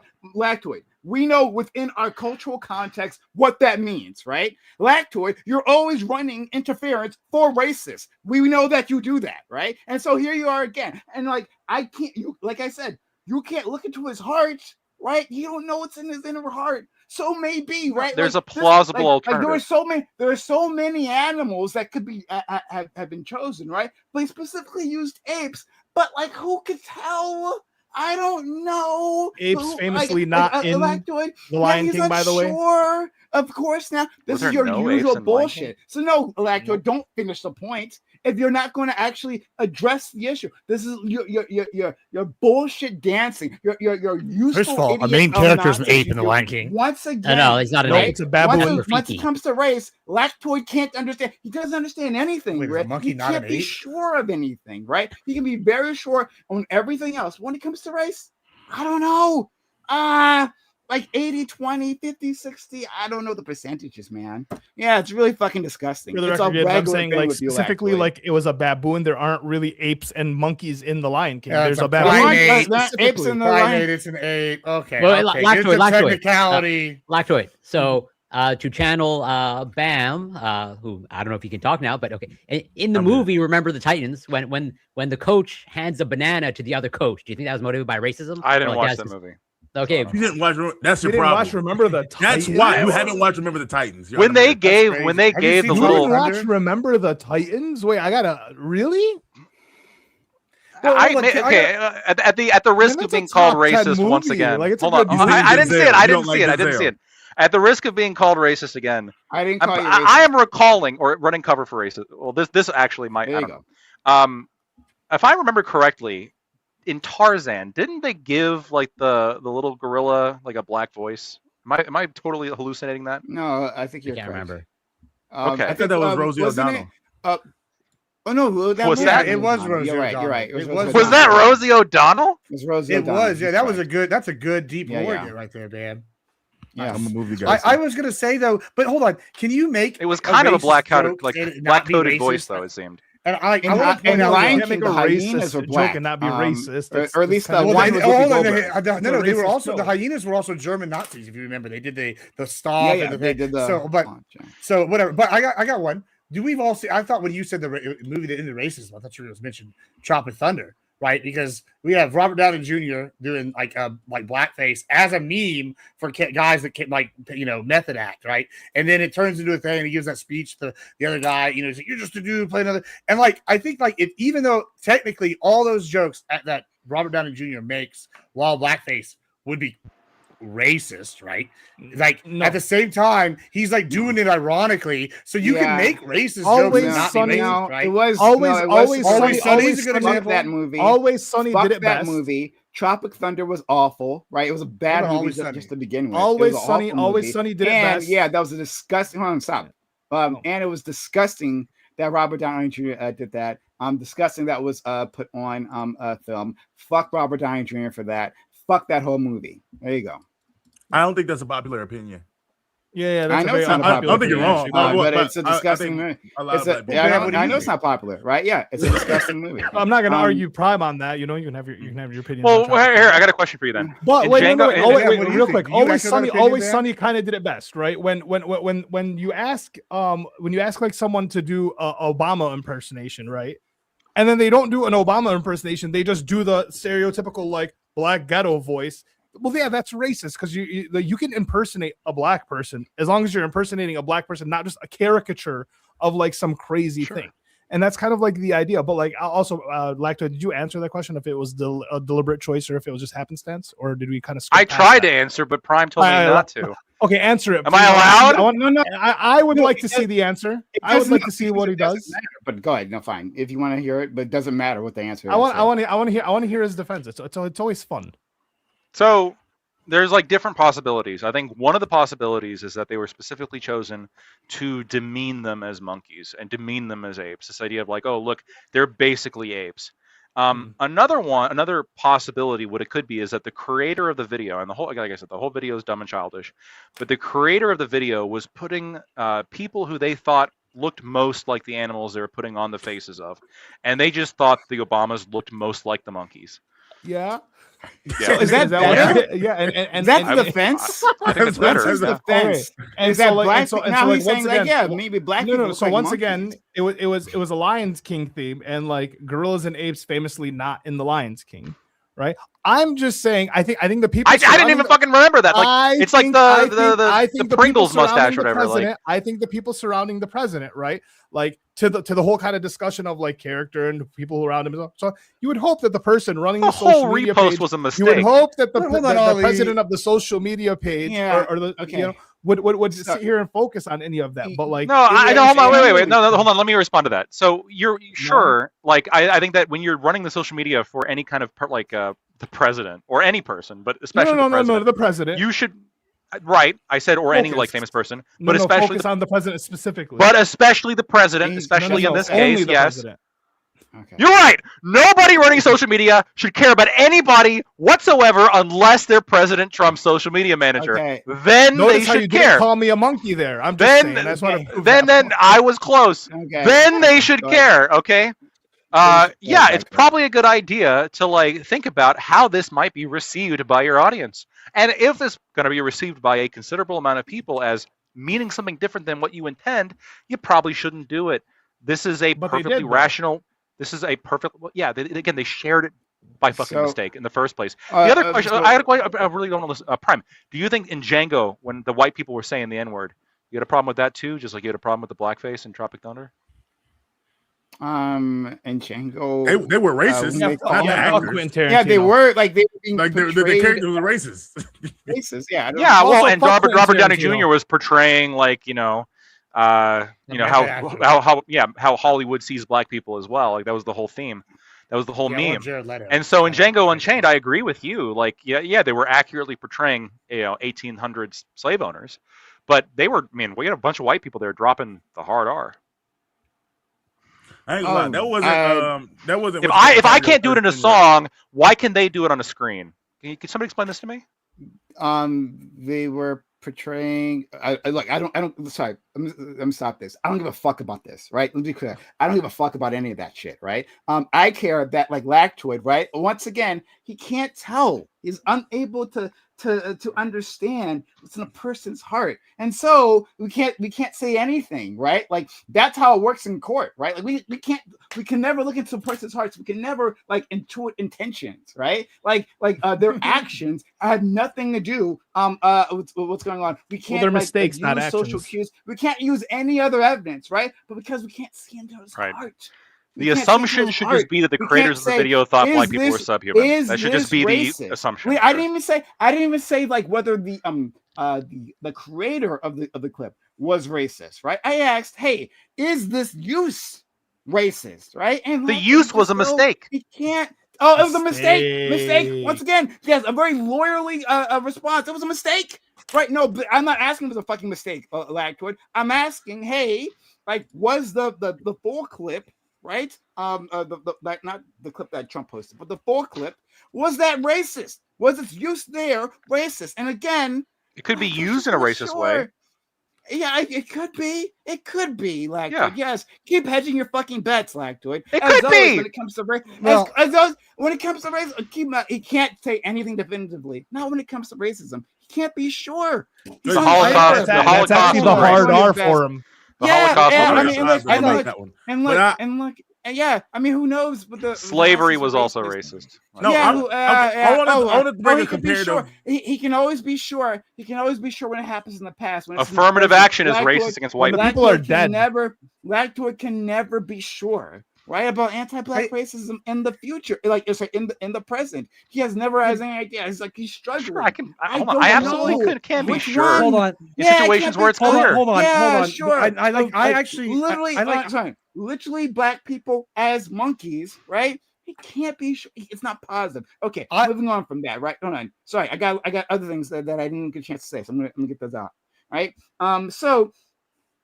It's also interesting, right? Once again, I said this to Lactoid previously, right? It was harsh words, but I'm gonna have to say it to him again. Lactoid, you're acting like a fucking liberal. You're acting like a fucking liberal. And it's a low blow, but I have to say it. It's really disgusting. Lactoid, right? So you talked about at the very start of this, you talked about how it's a nothing burger. That's what I said. Yeah. What do you think what do you think I'm about to reference here? Oh, I'm sorry. You said the beginning of this. I just referenced the first thing I said. Sorry. Go ahead. Oh, no. Y'all said it was malarkey. That's what you said. I said. He said it was jibber jabber. At the very start, right? You talk about how yes, if Trump was showing came up more in the Epstein files. I mean, Trump is also has the most numerous mentions, I think, in the Epstein file other than Epstein himself, right? But still, right? If Trump in Epstein files, it reveals that he was doing something, doing awful things to kids within on the island, right? Yeah. That would be a step too far, correct? Mm-hmm. That's what you said? Okay, right? All of a sudden, Lactoid has standards. He didn't have standards before. In fact, he brought this up again, right? He when he was responding to Ali, right? He doesn't actually have standards. It's all about the policy. But now he has standards. Now, I'm not going to push back against that. Yeah, that's a pretty good standard to have, right? No child rape. That's great, right? But it's interesting how the conservative / liberal mind works, right?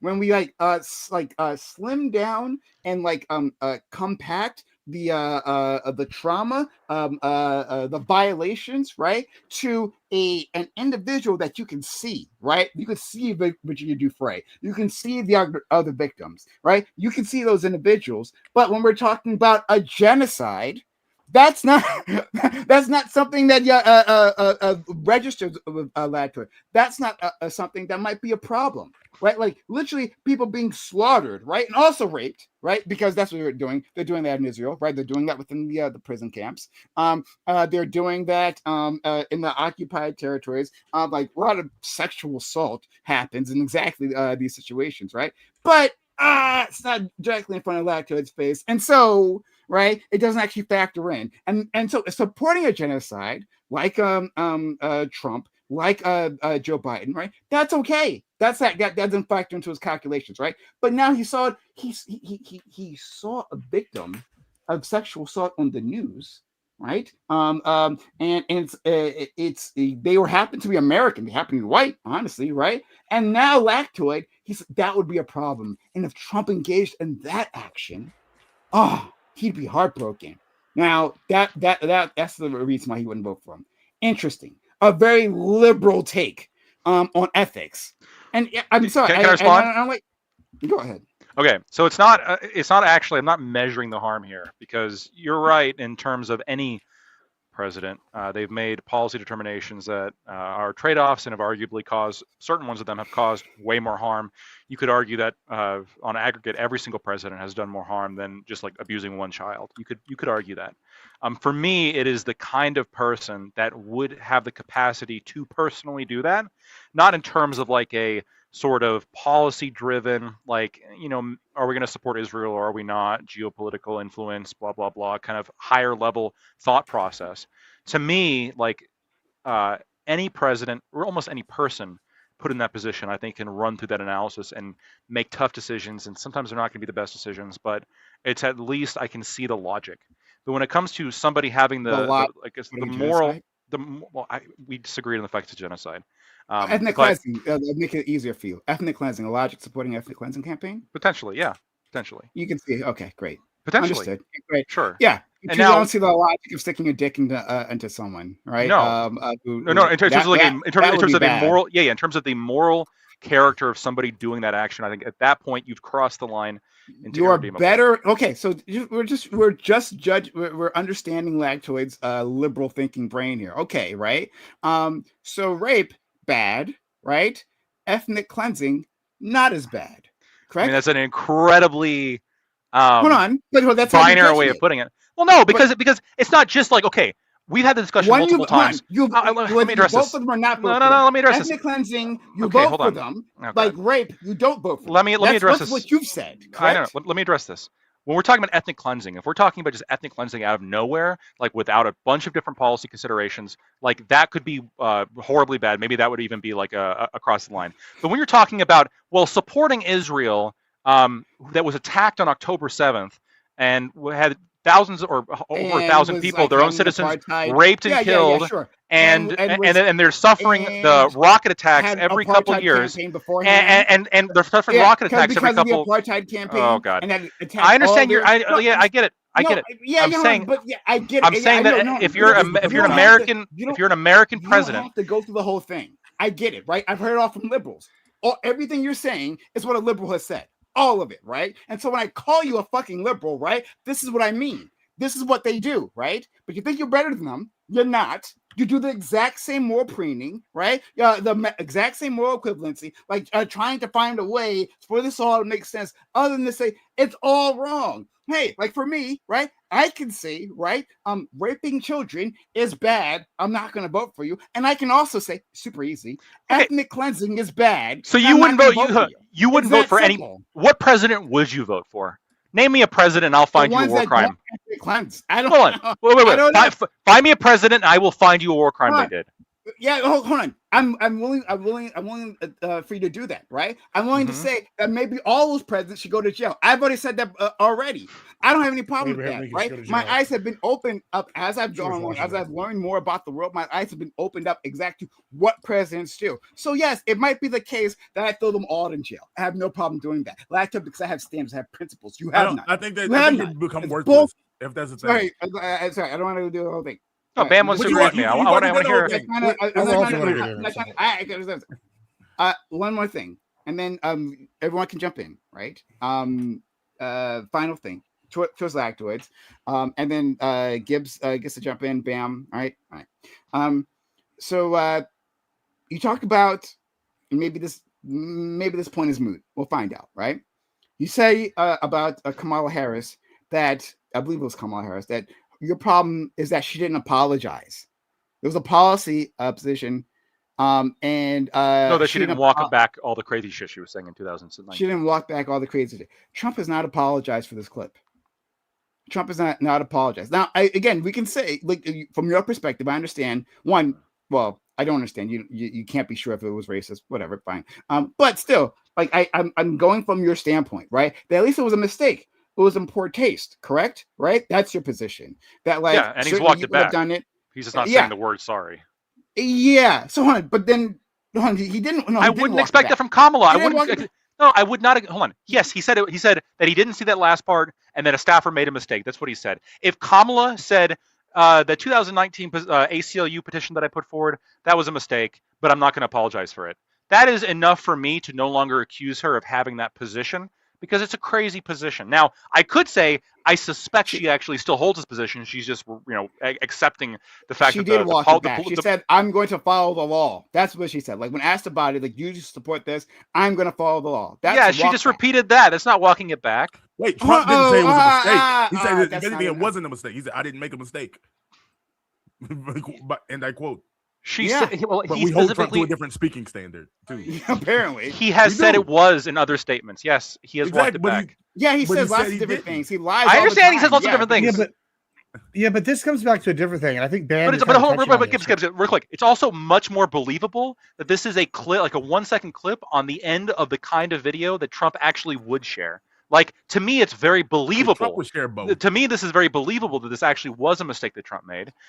It is not believable to me that Kamala Harris made a mistake when she said that in 2019. I genuinely believe that she still believes it.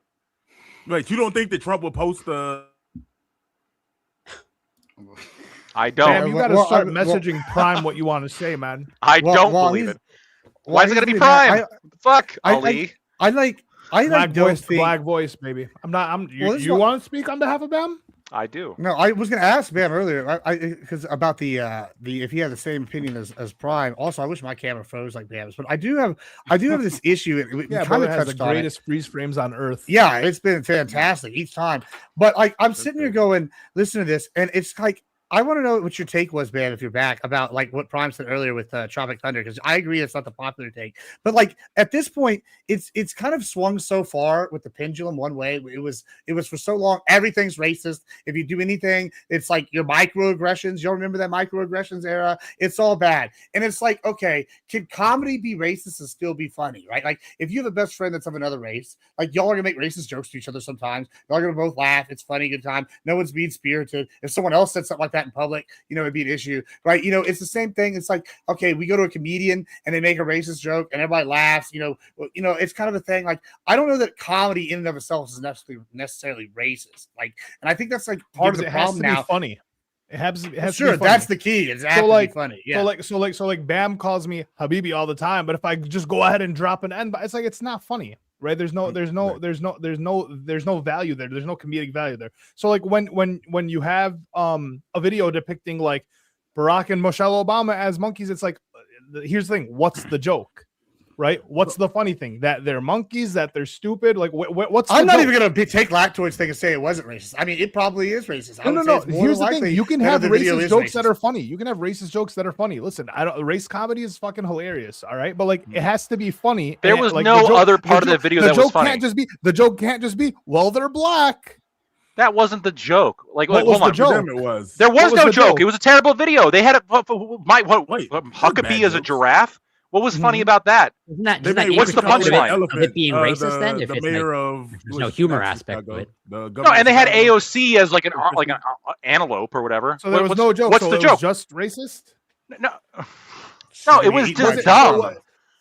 It was dumb, but no way. He can't say he can say it for sure. It was dumb. He can't. Was it racist to portray AOC as an antelope? We know for sure.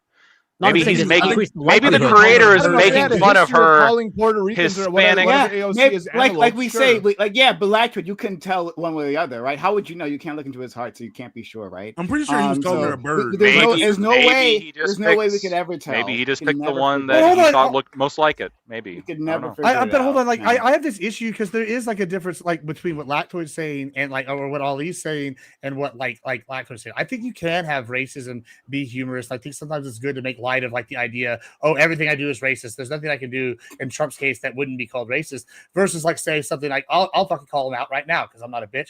Something like Connor does and starts using Nazi words like subhuman and shit to describe people or call them like certain like groups of animals. Like that's obviously racist. I think that's like I think Connor's people just need to- 40. I don't know. Well, I think he's just on a different part of it. He was just around on a same different kind of part of the thing. internet. Gibbs, when are you and Connor going to become friends again? Let's all become friends. Come on. Well, see, I'm What just Connor saying, ever Trump, did to you? Trump, yeah, when he called my businesses even. We even had a video posted Connor about goes that. pretty hard on I, Gibbs. I'm just saying, like with Trump, Wait, like he it's called a your meme. businesses? Yeah, I literally had somebody they were like, Allegedly, said, oh, allegedly, yeah, Allegedly. Gibbs, can I answer your question? I have clips of the people that saying that. Go Oh, ahead. he did. Somebody did this. Okay, just make sure you Go can. ahead. So, Bam.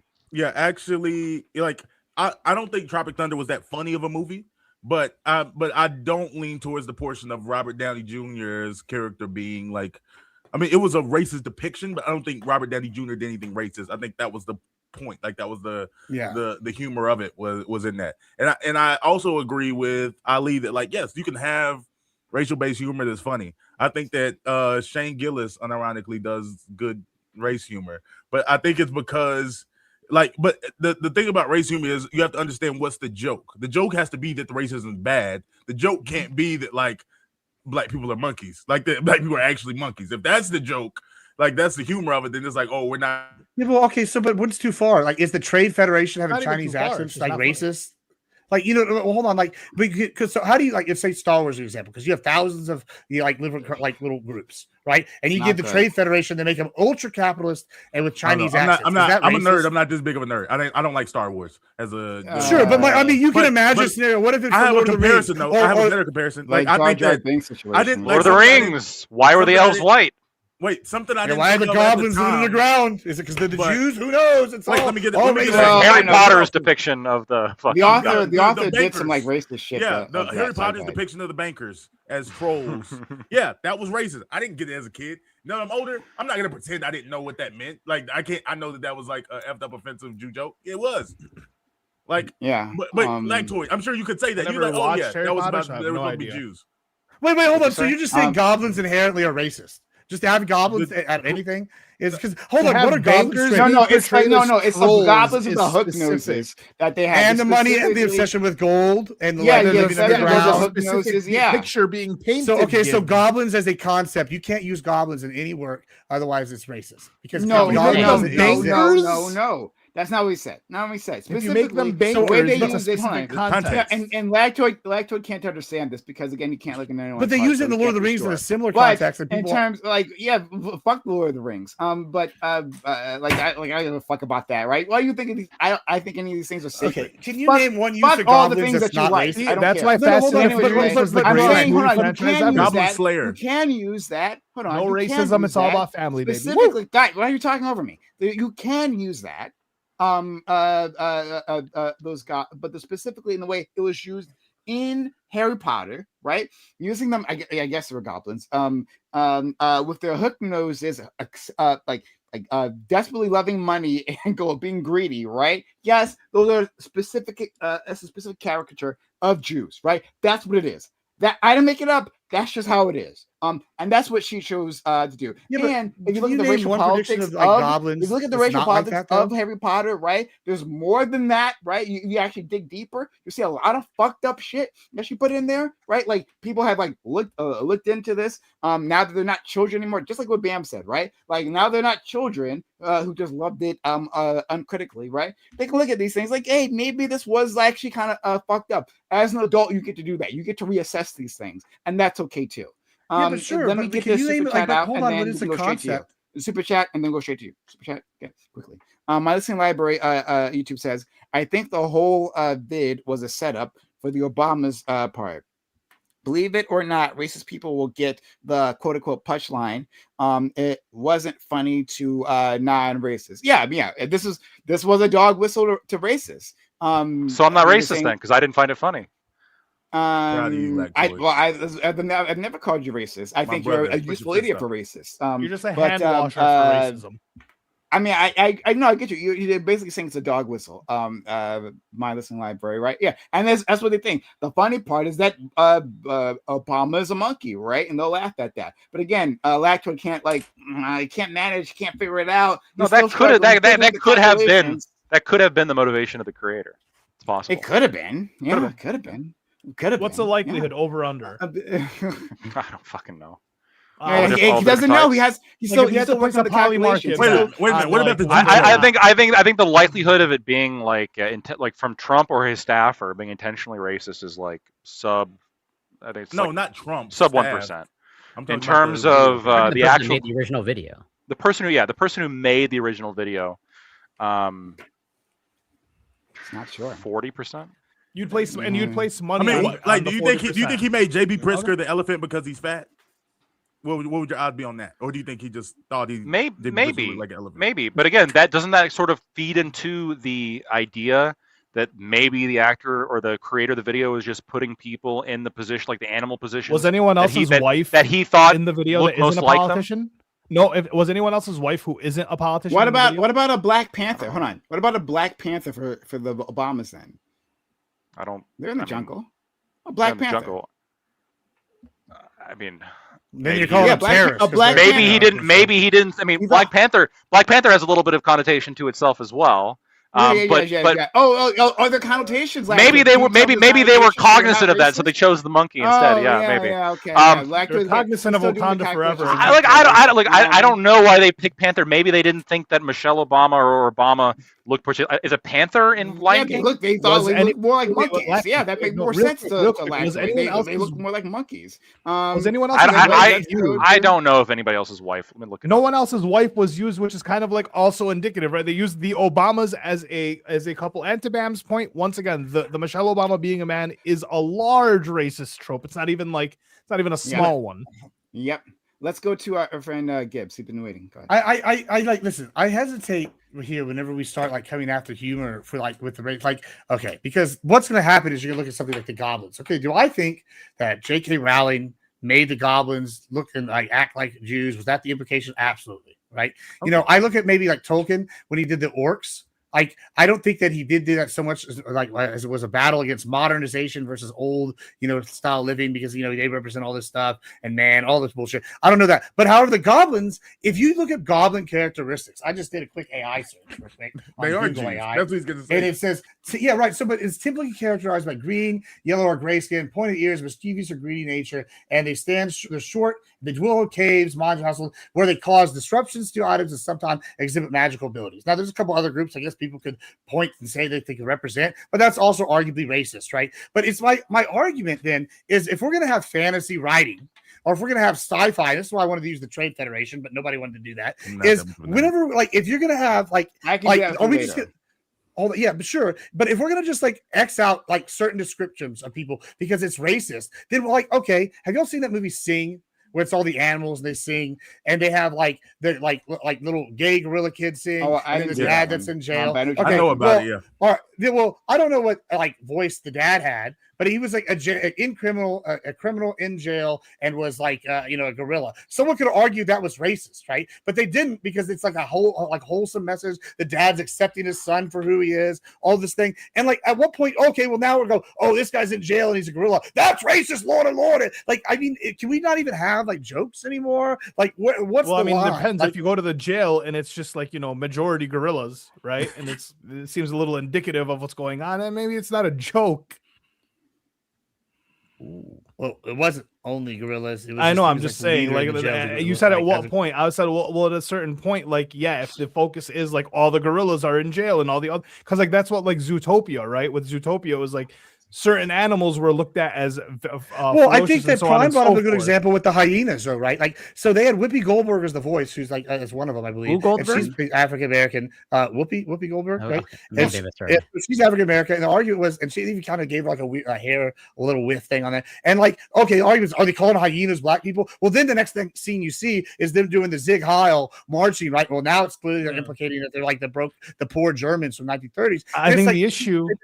Federation. Whoopi They have, Goldberg's Jewish. Chinese accent, and then give them like a money thing. Like it's kind of like can you not use tropes? Or are we just going to get rid of all tropes now? Like so, like the issue is like there's a history in America of like comparison of black people to animals, and so like it becomes this weird thing. Like I saw it was a TikTok or something or other of like how in like a lot of the black animations, the black character never gets to remain themselves. They have to either they usually transform into something, right? Like Princess and the Frog, she's a frog for most of the movie. The movie Soul, he like was a literal just floating entity for the most of the movie. And so it's like people. Yeah, black people don't get to be people throughout their experiences, throughout their movies, so on and so forth. So it's like not like that. And then the history of like calling black people monkeys, it's just like you can avoid that if you don't want to like black people can be other animals, right? They don't always have to be the monkeys. And so like this is it just feels and is a very specific choice. It feels like a deliberate choice. And once again, it just is a deliberate choice. That's the point I'm trying to get you to see is like, if it was funny, I'd be like, all right, cool. Listen, you made an Obama joke. It's fine. But like, wasn't funny. It was cringe. And like, once again, I'm just trying to get you to see like, there was a deliberate choice being made. Looks like a turtle. Would that be funny if I like compared him like not turtle enough with Turtle Club or Mitch McConnell? Would that be like people already do that? Like, is that a funny joke? Yeah, people already do, right? And it's funny. Some people find it funny. Some people think it's played out. Like, are you the like overseer of all humor? I don't think like, it's your stick whatever. I think him taking the video down is kind of indicative that we were. But that's unique to Mitch McConnell. I don't think they're doing that to white people. As far as I know, they're not doing it to white people overall. There's a key difference. Yeah, Honky. Okay, fine. Like what about like every bad guy like, being a white guy? Like, I mean, we can do that. Every white guy in every movie or TV shows now it's just some like white guy. Like, you know, I mean, you're going to talk. White people have most rules. Period. Like, British what are you talking about? Yeah. Like I said, I don't. Sorry, this is a big distraction. I mean, this is why it's ridiculous. I don't want to do this whole thing. Sorry, like this is a big distraction from the topic at hand. I want to get back to what we were discussing. Oh, this is on topic. We're talking about the racism of the characters. Listen, I don't want to sound like a dick, but like this is way more related to the topic. This is way more related to the topic where we can talk about humor with this than say your problems with Biden's Israeli policy. I thought we were talking about is this Trump thing racist that he did? Like is this like a modern thing that we want for the president? And if we can't even argue over whether or not it's good to have racism as a joke, or we can have that as a joke, then how are we supposed to argue about if he's a moral actor? Should the president of the United States, right, be using be doing race jokes? Period. Yeah, like yeah. Like even if you're pro edgy humor, like does the president have to do edge humor? Can that be like not for him? Like let somebody else do the edge humor? Why?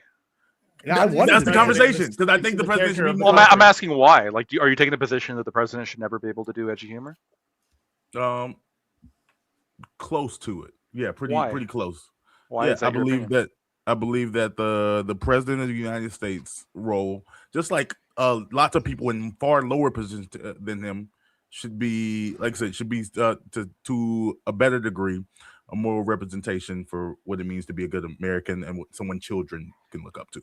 Like, yeah, but couldn't edgy humor allow him to communicate to his base or communicate even to the people in a way that they can more easily understand? Would you find it appropriate? I don't want the president saying anything like I don't want my president to say something that a 10-year-old can't watch and see and understand. Yeah, I like that. I like that, Dan. I think part of why we broke away from the UK is to like break, and then why Texas broke away from Mexico is part of that is we don't want this old established like standard where it's stiff. Mm-hmm. We want to be Americans. We want to like say things off the cuff. Like we want to be unique, cowboys. Like that's. I want to be. Like, I want to be unique enough. Mark Twain, and I also want my child to be able to look up to you as like I want to be able to take you to a place and know that like wait, do you have heroes as a kid that were sometimes bad, like that did something bad? Like was Muhammad Ali like perfect? States. How about Mike Tyson? Were they perfect? No, but people can look up to these people as Mike heroes Tyson should not be a hero. I'd say. I mean, as a boxer, hold on, he's a boxer. Yeah, he beat the shit out of his wife. Yeah.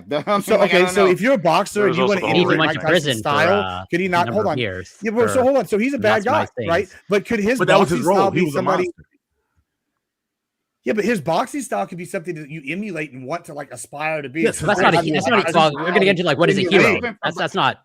That's not like. different from Like, like are you his saying it can't be a character. hero in the ring? His technique is different from his character. We can understand that, like, and maybe we can discuss this in a second, right? Like, no, like the idea of separating the art from the artist, right? Like, hey, like, I think that J.K. Rowling is a garbage human being, right? She's disgusting scum, right?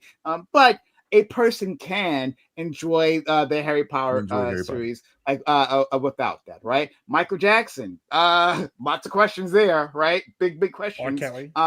But you can still enjoy his music without that. And then talking about Mike Tyson, you can say that yes, he was a skilled boxer, right? Yeah, but he was a champion and all that, right? And that could be something you want to emulate, but not him as a person, the wife beater. I think he wouldn't even say as much. I think Mike Tyson would say, I was a bad person. I wanted to hurt others. I was a monster. No one liked me. Yeah. Like, I don't think he would say that, like, I'm the person your children should be looking up to. Mike Tyson wouldn't say that. Yeah, but I'm fucked up. I'm fucked up in the head. Like at this point, but the problem is everybody got their warts. Like, if you're just gonna get rid of everybody, then everybody's got. No, we're not getting rid of everybody. Like this is kind of what Lacto. This is what Lacto is talking about, though. Y'all like just like blowing him off. Is that y'all have these like moral and y'all call them standards, but it's like really like this rigid line that if anybody passes anything ever, then you can't. It's called a standard. Genocide. Sure, you can pick your most rigid lines. Amazing. I know there's 340 million Americans. Probably up to 350. I think we can find one. If you put the like shoe, decent morally upright. Hold on. But I think Kirk.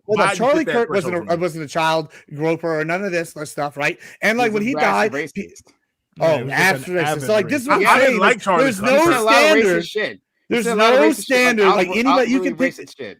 This is my point. Okay, cool. But you can pick any he said like specifically racist shit, and then you just ignored that, and then you're like, "Oh my God, why not Charlie Kirk? Why don't you not say Larry Bird? What if I pick Larry Bird? What's wrong with Larry Bird? My point is, you could pick. Oh, Larry Bird says racist shit. I don't know anything about everybody does something bad, right? Like this is my point. If I go pick I don't know, anybody can say something bad. Platform. He used his platform to do that. I don't know. Again, I don't know anything about Larry Bird. So I'm making a statement about Larry Bird. I have no idea. Right? Well, Larry Bird, as far as I understand, I could be wrong, I don't know, right? He didn't use his platform to do racist shit. He might have said something in the background, right? Like, or to his friends that came out later that was racist. And okay, that's something to take into account. That's something to judge, right? And some people want to throw him away. That's their business, whatever, right? Others can look past that. That's fair, right? Charlie Kirk used his platform, his political platform, to push racist messages. That's what he did. That's how he made his money. That's how he put food on the table for his fucking kids. That's the issue. That's the issue. That's a different thing. Can we understand that? I think that Charlie Kirk was of higher moral standard than Trump. And I agree with everything Trump said. I mean, what the prompt said. I think that Charlie Kirk was actually a more morally upstanding than Trump. It's crazy as that. You probably had stronger principles than Trump. I could probably attest. Probably. Sure. Actually, I would actually, now that I think about it, I would agree with him. That's how awful Trump is. And so like I'll take this other position, right? And so my position is different from Bam. It's different from everyone else's as far as I can tell. But and I've said this before in other streams, right? But I actually I appreciate Trump. I think Trump being in the office the way that he is a good thing. Trump, Lactor, are you still there? Are you frozen? Just making sure. You looked frozen for a second. Sorry, for a while. Right. You just no. That was that's not your fault. I thought you were frozen. Just checking. I know. Trump being the drooling idiot, the moron, the evil the mean spirited evil person that he is fantastic. The America. Like how Americans have looked at the presidency has fallen. Simple as that, right? It's just like a fact. The way that people feel about the presidency, they're more skeptical of power. They're more skeptical of the office, right? They have less respect for the office. That's a good thing. Around the world, right? People have less respect for America. They give less grace to the American imperial machine. That's a good thing. We should want to debase the presidency The presidency isn't something that should command some great level of respect, right? And which you put a lot of weight on the words of the individual there. No, the people there who, as I was saying previously, are actually awful, right? Joe Biden should be in jail. Absolutely, right? You can make a case for Obama. You can certainly make a case for Bush, right? There's a lot of war criminals that should be in jail. We should debase them, right? We should make it clear that these people are just regular human beings, or actually worse than regular, right? Regular human beings wouldn't do all the awful things that they get up to, right? So they're worse than regular human beings. We should debase the office. We should make it so that people, when you hear power talking, right, always come at it with a level of skepticism. That's a good thing for civic politics. That you don't have an initial respect, right? You don't defer to authority. Instead, you question authority always, right? I love that. People don't have the respect for the presidency because of President Trump, and so I thank him for that. Thank you for being an idiot. Thank you for being mean, right? Thank you for being an evil piece of shit, right? You've done so much good for my political cause, and I appreciate you for that. We got to thank our president sometime, right? When's the last time you said thank you to your president? That's a terrible, like, I'm about to say, this is just off topic, but relevant what you just said. I think what you just said came off to, I think 99% of normal people is like, oh, okay, you have a movement that doesn't want better for the country. You want to destroy it, and it feels anti-American, and that's why you can't win it. I don't care. No, I think that once again, like everybody who blames Trump or any particular president for anything like this, I think they're just wrong. Posted a Pew graph in the group chat. If you go through it, look at the periods in which Trump is president. No significant decline. The major decline appears to happen in 2001. Decline in like what? Trust in the government. Okay. I'm about to say, after 9/11, didn't Bush have? Oh yeah, but that's like a bottoming out. I think it'd just be like a floor. Like since you hit the floor, you can't go. Back in the 60s, we were in the high 70 percentages, and then starts going down. Johnson, Nixon going down, Ford going down. Yeah, but I'm talking about. I'm talking like at around Reagan goes up. At around 2016, when Trump, and again, rather it seems to plateau at around 2008 when Obama, ish. Yeah, but part of this, so it declines more than under Obama than it did Trump. Yeah, but part of this, if we want to hyperfixate on this, that y'all ignoring here is like I've seen recent polling, and it shows that people that voted for Trump are most MAGA or whatever. They're like, a lot of Republicans they're putting them like 70-80%, right? They like it. And then what happens is what we're doing right now is for years, one side is called the other side Nazis, racist, all these different things for decades. Like as long as I can remember back, that's what's been happening. If you think a certain way, one side will call you racist. And then we get here, it's like, okay, everybody's been called all these things. You get somebody that speaks off the cuff like Trump, and you get him in here, and now y'all are like, oh, we want this decorum. And it's like, well, first of all, one side hasn't had decorum, and it feels like it. And two, it's like, I think this is refreshing that we have a president doing this. Wait, name an example. So wait. You what side doesn't have decorum? Yeah, I think he's saying Democrats. He's saying the Democrats have because the Democrats call the Republicans racist and Nazis and shit. Yeah, leadership. Don't talk about random dude on Twitter. So get it. Fine. You do this all the time where you conflate. It's been the media and all this shit for years, right? Years and years. And finally, it's like, okay, one side's going to get back in the muck, get in the muck with y'all. And then they get in the muck, and Trump gets in the muck, and y'all freak out. And it's like, okay, y'all swung it so far one way. Yeah, the precedent is that we used to have a president that go and duel people. Like, I mean, are you like, what is the precedent, bro? Like, no, it's the president. So like, if Obama, I don't like these like uppity, like holder, like class structures that Bam is advocating for. He wants like, oh, an old British genteel, like government kind of person, like sitting there where they're sitting here now. I don't want that. I'm tired of that shit. It doesn't have to be that. It's American.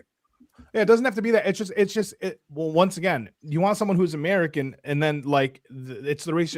If Obama's sitting here sharing tweets about like crackers and like honkies and this, that, and the other, you guys would have gone crazy. You're gonna say you wouldn't go crazy now because it's not gonna matter. It didn't happen. But the fact of the matter is if you switch it around. You guys have, at least I know Lactoids complained about like white racism, especially like white men, right? White men are like hated in this country, so on and so forth. And finally, white men made a comeback after Trump. But like, yeah, if black politicians and like the president were tweeting and doing these types of situations, they do this thing already. When did President call anyone a cracker? When did Obama call anyone a cracker? Member of Congress, right? Like I can think of other examples. I mean, Ilhan Omar said some pretty racist or vaguely racist things to somebody who was trying to like press her about shit the other day. Like, I mean, like we could go through the other day. You just keep always saying that Ilhan Omar has done some awful thing. Like, give us a quote because I specifically don't trust you, Gibbs. Oh, and y'all maybe pull this up last time, and I pulled up. You were wrong about her net wealth. You were wildly wrong. I'm not wildly wrong about her net wealth. I didn't say it was her net wealth. I said it was her husband's, right? It's her husband. I didn't understand. Hold on, you provided multiple sources. You provided zero sources. This is bullshit, Prime. I don't accept this. I don't accept because I'm the one that provides sources. I provide multiple. You're the one freaking out. Listen, you're impeding my credibility. You never once provided a source where I provided multiple sources. If one of us provides sources, it's me. You're not the one providing sources. You're going to. I provided triple the amount of sources since I'm going to meet you. I'm going to meet you. If you're going to make accusations and everybody can hear the truth. Ilhan Omar, I'll take you off the screen, no problem. If you're going to make accusations about Ilhan Omar on this platform, no one can hear you, don't worry. If you're going to make accusations about Ilhan on this platform, you're going to provide sources because you make up bullshit all the time, right? You make up bullshit about this specific woman. I'm not going to have it, right? So, right, if you're saying, hey, if she said something racist, go ahead, provide the article. We'll take a look at the article. We're happy to take a look at the article. Well, I want to have the conversation. If you did something bad, that's okay, right? But I'm not going to accept it. So, once again, do you have it? Do you have the source? I'll put you back on screen. Crazy work that you're going to sit here and say this. Like when I'm the one who press the sources more than anybody here, and I do it. You're the one that makes the most wildest of claims. You make claims. I just muted my end for some reason. It's muted. But I, for one, have sitting here provided multiple sources almost every time I'm asked. I have to go get them. Okay, well, then you do it again. But I'll go get videos. They'll sit here and say the same thing over and over and over. Prime never provides a source because he hosts the panel, and you're going to sit here and impede what I do. Whenever I'll find this is really the one that got me. A little while back, I provided 8 sources one time to prove something. Prime found one source, and then a sentence in the source disagreed, and then later in the source you provided, it agreed with me. So we're going to talk about source providing. I provide infinitely more sources than you. So if we're going to talk about credibility, maybe start providing sources because I provide sources every time for these accusations. Just like when you said this about and I don't make nearly as many insane claims as you do. So once again, right? Still, don't care, don't give a fuck. If you want to do this, right, provide a source. Simple as that, right? So if you got something about Ilhan Omar, he doesn't realize we can't hear him.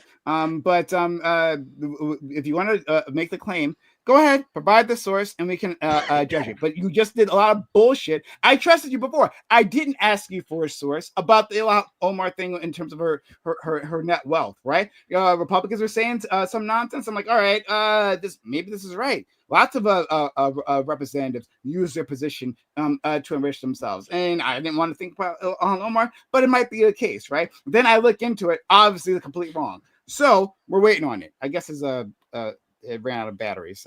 So we can wait on. I don't know. I just even if it were, it's not true from every piece of information I've looked at. I just can't have these conversations seriously whenever we don't care that Trump made $3 billion last year. A billion, like 1 Can billion. So I posted. Billion, right? So I want to address the thing that was stated earlier that I had posted a source about. This is from Pew Research, very credible source, I would argue. The biggest gains in trust in government appear to be under Reagan and Clinton, and the biggest drop is under George W. Bush. And there's also a drop, pretty significant drops with Johnson and Nixon. When you look at Obama, remember, classy George W. or classy Obama. George Bush's drop is way more than Obama, not denying that. But it's not like Obama presided over some massive trust in government. In fact, it's dropped slightly more compared to Trump. Yeah, people Obama. But back to it. I don't know if it was reasonable, but from Obama onwards, it seems like it's largely plateaued in terms of it just hovers around 19 to 25%. Yeah. And so it's well, hold on, Corey. Remember the claim that was made. This is a clown of a man who is undermining the American trust in government. And looking at the actual polling, this doesn't you're making the affirmative claim. You're the one claiming that Trump has shifted the. Okay, but Prime was, and the claim is that Trump has shifted the grounds of how we even view the presidency. If anything, you could argue that George W. Bush did. In fact, I rail on George W. Bush constantly. I've said that he's the worst president. I've said that he's worse than Biden. I've said that he's worse than Obama. And it appears like the polls would agree. Most Americans, at least at the time, would agree with me. Now, I understand there's a nostalgia effect where people look back and they say, "Oh, yeah, Bush was great. Actually, he could talk in complete sentences. He was." Do you think I was going to say Bush was great? Maybe not you. Fair enough. Maybe not you. But you did kind of, I think, put Trump as an outlier. You did say, like, thank God for Trump being such a buffoon that he has tanked Americans' faith in government. You can think he is, but he hasn't tanked America's faith in government. He's kept roughly the same. To be fair to Bush, if you're tracking from Trump to Biden, do you recognize there's like a 2% increase from Trump 1 to Biden? Yeah, so Trump goes from 19 to 20, roughly 20 or 24. So, really about if we average it out, like a 2% bump. And then Biden goes from like a 24 to a 7 to really a 19. So, that's like a couple, like 2% loss. And then Trump so far has went from a 19 to 17, so a 2% loss. These are tiny percentages compared to Bush, who went from 60 to 26. But wait, I wouldn't disagree. I was going to say about that Bush is inflated. Like post 9/11 was the most probably. I agree. Post 9/11 was one of the worst periods of time, like in terms of policy, one of the worst periods of time in American history. True. It's not about it being worse. It was like he had gained a massive high. Like didn't he have his approval rating? It hit like mid 60s. No, you're right. You're right. Yeah, it hit a high. It was manufactured. Like it was impossible to maintain. But it wasn't that manufactured. Kids started dying. No, it wasn't that manufactured because most of the boost, at least to trust in government, had increased during Clinton, and then it declined during HW, and then it increased during Reagan. So it seems like Reagan and Clinton are like the best presidents according to trust in government. But I'm sure, but that's like the spike lines up identically with 9/11. Like the Bush's there is a peak that lines up with 9/11, but he still tanks the trust in government far below what Clinton got it to. But I think that's just because people's actual kids were dying. Like I don't think that's what it was. Maybe that's part of, like I don't know what percentage of the people who are directly affected by deploying soldiers this poll was taking. I'm assuming not a majority. What I think is the reason why people their actual kids. I'm just saying that like the right. war as it happened. Yes, the war. Like Bush we were united. war. It was like because I was in. I can't remember what grade I was in. Like first grade, and I was ready to go to war after 9/11. Like I heard about it. Like it was like, oh, okay, this is like we're here. We're united. We are. And you were a kid, so we can forgive you for that. Sure. But the adults that were running our country, we can't. No, everyone in the United States was ready to go to war post 9/11. There wasn't. For a brief period, like there's a reason why there's that trend downward. Yeah, it trends down afterwards because like people start dying. Also, we went to Iraq in like 2003, by the way. So it's like 2 years after. It's not only just the people started dying. Like there's many things that were going on during the Bush presidency.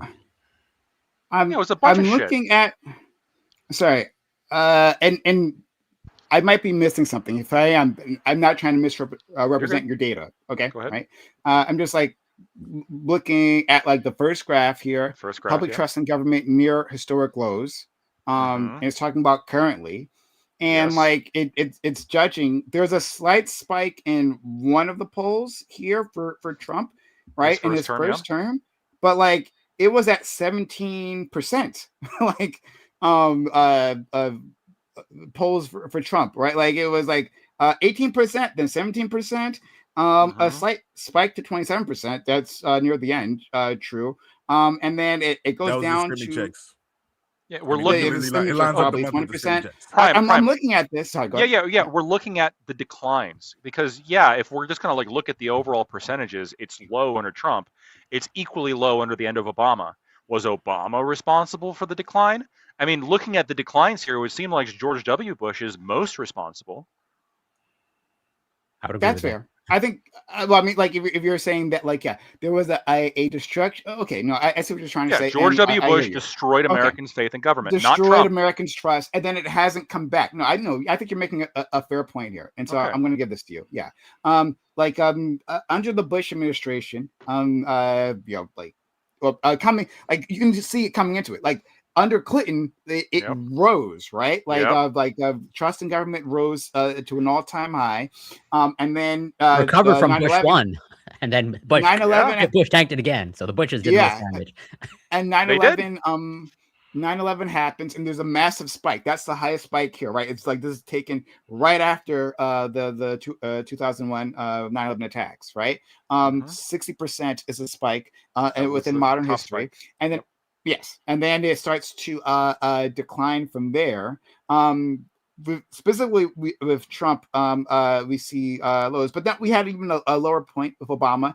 In one poll, it says at 10%. That's fair.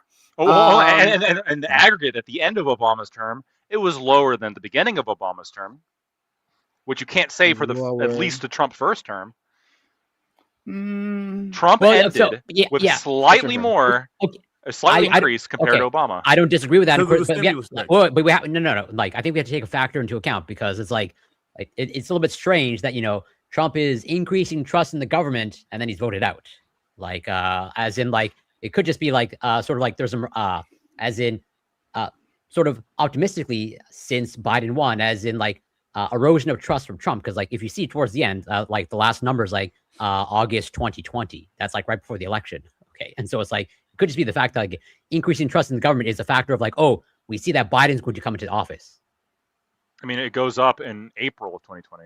Like if you in March of 2019, April 2021 to it 17, goes up to and then in April of 20, hold on, it goes from 17% in March of 2019 up to 21% in April of 2024, and that's just the smooth trend. If we go to the individual polls, even higher at 27%. April 20.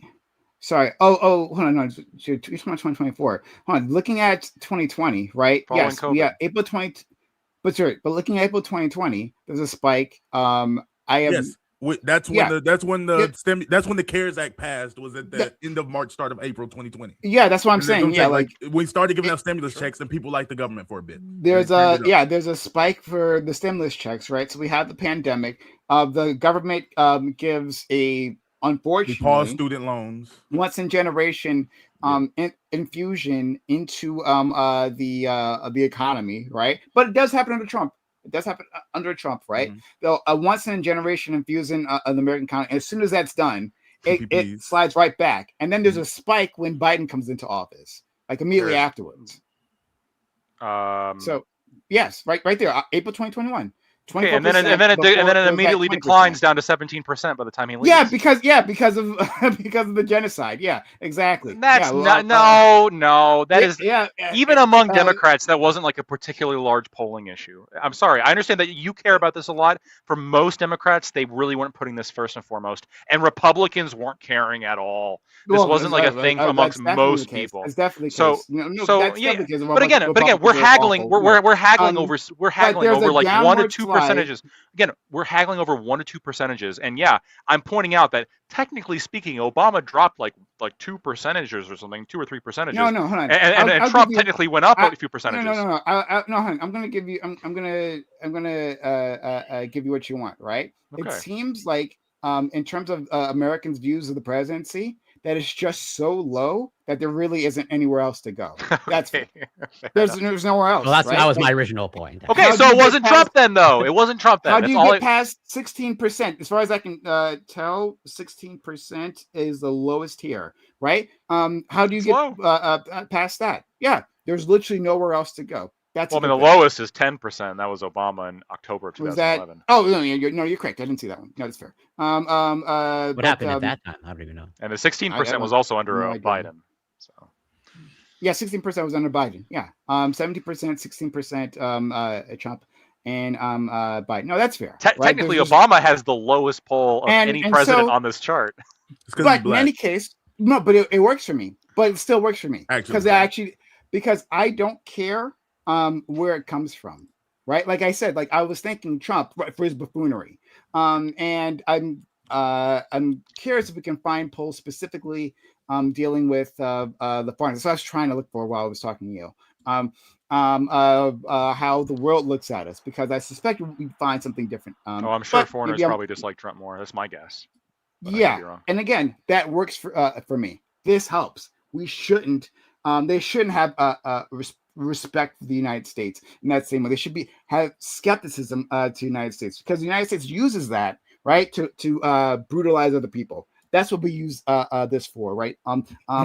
This grace that others give us, and like the U.S. is being shown, right, for the duplicitous and violent country that it is, and that's a good thing.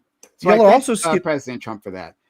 But y'all are skipping a big thing, and this is kind of, I wish, I don't know, Bam's still here, whatever. I'm sure you're, but like, he might leave. He's gone, unfortunately. Oh, okay. Well, y'all are kind of skipping the thing, and this is kind of the Corey just said, right? And this is the problem I keep coming up with, like, to Ali, right? You go, it's very like, one, it's y'all want this established decorum thing, you want the old like guard, you want this kind of like idea, this mentality, right? I don't want that. I know you don't. I know you do. That's why I said Bam. He was advocating that. But here's the thing with Ali. What you're saying though is, okay, if you look at polling within the Republican Party and a lot of the people, especially the MAGA specific identifiers, they are very, very happy with what Trump is doing, right? They voted him in. They're getting what they want right now. This is the problem I have with what you're doing, Ollie. You're going, okay, these people have won their election and they're getting the policies they want. And you're going, fuck those people. Now, at least with Prime, he's a purist. He doesn't like either of these people on either side. But what you're doing is actually arguably worse, right? You're going to sit here and pretend you're like Prime, but in reality, you're like, oh, I only don't give a shit about what half the people do. You're actually more like me. At least with me, I'm honest, say, I don't give a fuck what these people think. I only want what's best for me. You're not doing that. You should be doing that, because that's what you're actually doing, is you're going, oh, these people are putting policy forth that I don't like. Fuck them. Whenever people that voted for that policy are super excited. So what are you telling those people? Well, you're saying you don't give a fuck about what any of those people that voted are getting what they wanted. You don't care about those people. You think those people are just bad people. And so when they're finally getting what they want, you're going, well, who voted for this? Well, half the country did. That's actually not what that's not what I've been saying at all. I've been saying that, okay, so actually I said this specifically. It seems that I said the leftists are right when they complain about like Democrats, or when they complain about like the left or liberals or whatever it may be, because Republicans, especially MAGA, vote their guy in, their guy comes in, Trump comes in and just executive orders out the fucking ass, does whatever the fuck he wants, and you guys get everything you want, versus like Democrats, especially like establishment Democrats or whatever, seem to like tote the line or try to play things more democratically, or like be more pragmatic or whatever it may be.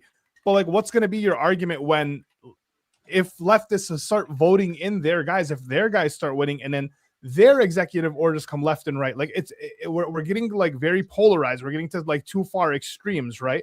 And what I was saying in terms of like decorum is that, yeah, I don't want the presidents to end up like just picking like whose bully is strongest, because then we just really don't have a country. Then we are just kind of at war. You're muted. But it's kind of this thing, right, where we just talked about how Bush destroyed trust in the government. Y'all just talked about this, right? That's the old school neocons. It's like whatever. And then you have these people that are arguing about the uniparty, right? They've been saying the neolibs, the neocons, they're in cahoots for decades now. And they finally have power now, right? And first they tried with Bernie, right? He was the populist answer from the left, and it didn't work out. He got screwed by the neolibs and then maybe the uniparty, right? Trump bulldozed through and was able to get his populist agenda, and that's the populist answer from the right currently, right? And so these people are finally in power. The reason why you're seeing so much change so quickly, arguably, is because he's a new group. He's coming in here and gutting the old establishment, which is the neocons and the neolibs, who had formed a slightly uniparty where he would swing only so far this way and then so far back this way. And he's shaking the tree. And this is what these people want. And whenever y'all go, oh, well, let's slow this down, you're basically saying that we don't care about any of those people's opinions. And I think that's the bigger issue.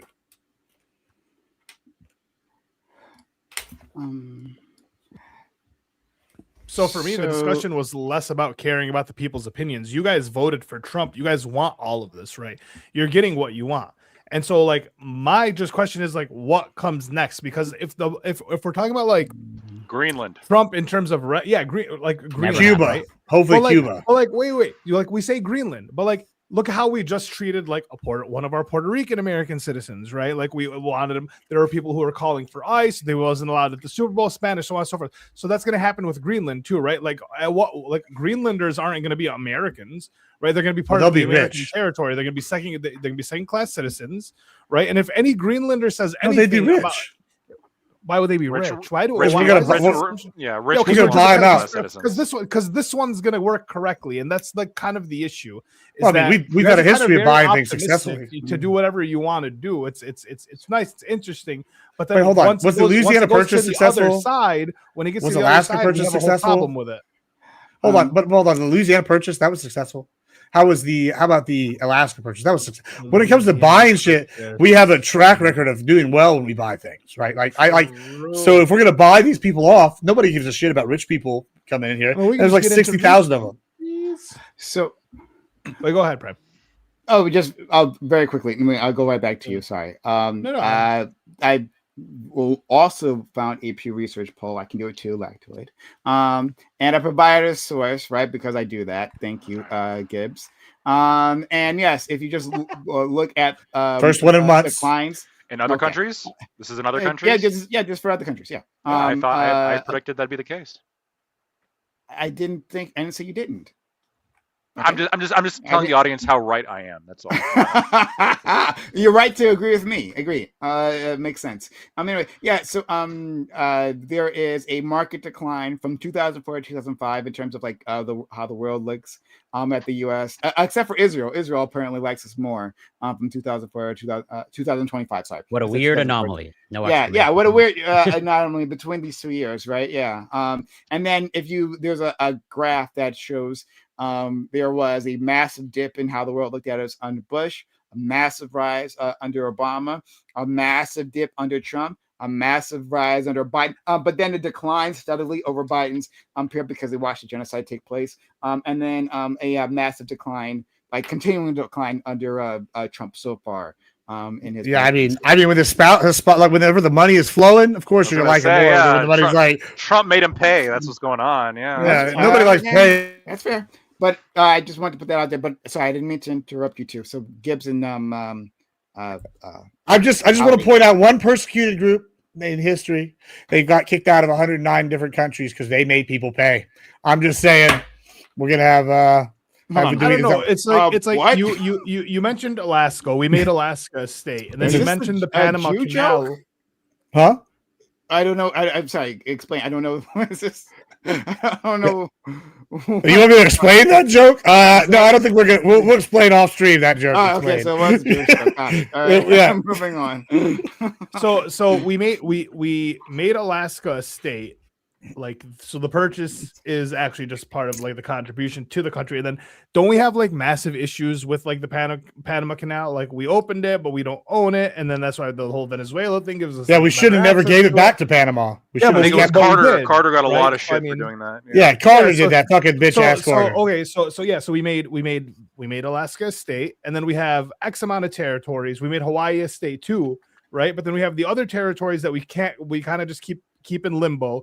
What's for me to say that like we have 4 territories, 2 that became states, 4 that have it? Why would I assume that Greenland wouldn't be like the other 4 that don't necessarily, that are just kind of living in? They constant might like, be how in come limbo. Greenlanders They get might rich? be.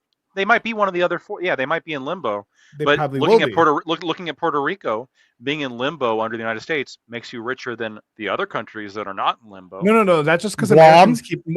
Americans keep moving over there, right? So the GDP is going to go up because there's going to be That- because like Logan Paul lives on the island, but that's not a Puerto Base. Rican, right? That's not Puerto Ricans getting more money. That's just American Yeah, it is. mainland. No, that's American All right, mainland. let's No, look he up- spends a look lot up- of money. Over there, He moving spends a over ton there of money to- in Puerto Rico. to dodge taxes, right? Because they Median operate in income Puerto Rico, they don't got taxes. to pay. You can roll your eyes, but that's Hold on. Say, Hold on. Let's just say Logan Paul. living on the Hold on, island is a Logan good Paul. thing for Logan them. Paul even put out a statement against what Jake Paul said, like in favor of Latin American countries and stuff. He said, "I like the Bad Bunny show." Yeah, Also because he said this- benefits. Hold off of on, it. hold on. Logan Paul's also called Bad Bunny out. Bad Bunny is kind of a controversial figure in Puerto Rico because not just the independence thing, but because allegedly he's got not paid taxes. Allegedly he's done some other stuff that I'm didn't not employ talking Puerto about Ricans. Bad Bunny. Hold on, but Logan Paul, yeah, but hold on, yeah, but it's related to Logan Paul because Logan Paul's called him out for this, and arguably, some people in Puerto Rico don't like Logan Paul The scam because of they Logan call Paul? because I'm the not talking colonizer about Italian. Logan Paul Hold on. But even specifically. if he scammed them, one of the things Logan Paul has done has spent a lot of money employing Puerto Ricans that work there with his studios, in his buildings, in his house. A lot of them have gotten paid. So yeah, he's brought money there. And you said tax evasion? Well, guess what? If he's doing tax evasion, guess where he's parking his money? in Puerto Rico. Guess who's benefiting from that? The Puerto Ricans. Where did he get the money? Right, he got it. Putting my money. I don't give a shit. Hold on, if I leave my money in the Cayman Islands and I was evil as shit, whatever. Like, well, the people in the Cayman Islands benefiting from my money being there? Are there banking services? Yes, in the Cayman Islands. And do the banks employ people? Hold on. Oh, wait. Who do the banks employ? Do they employ a small number of individuals? Well, I rest my case. This is a weird thing. Puerto Ricans are famously living like lavish lives. Hey, some money is coming. So you're mad that money is going? People with money moving to Puerto Rico. Small number of people. So technically, right? It's better than nobody having that. Yeah. Money. Well, hold on. Well, you can't have it both ways. So why is Texas happy that billionaires are moving to Texas? Why are we excited about that? Why? The difference in wealth, the wealth disparity, right? And then those few wealthy people made life miserable for the rest of the what if there was a flying spaghetti monster behind the moon? That's not what happens. Coming in, right, and going to the hands of a few doesn't mean that things are good now, right? And that nobody said that. Grateful. Who cares?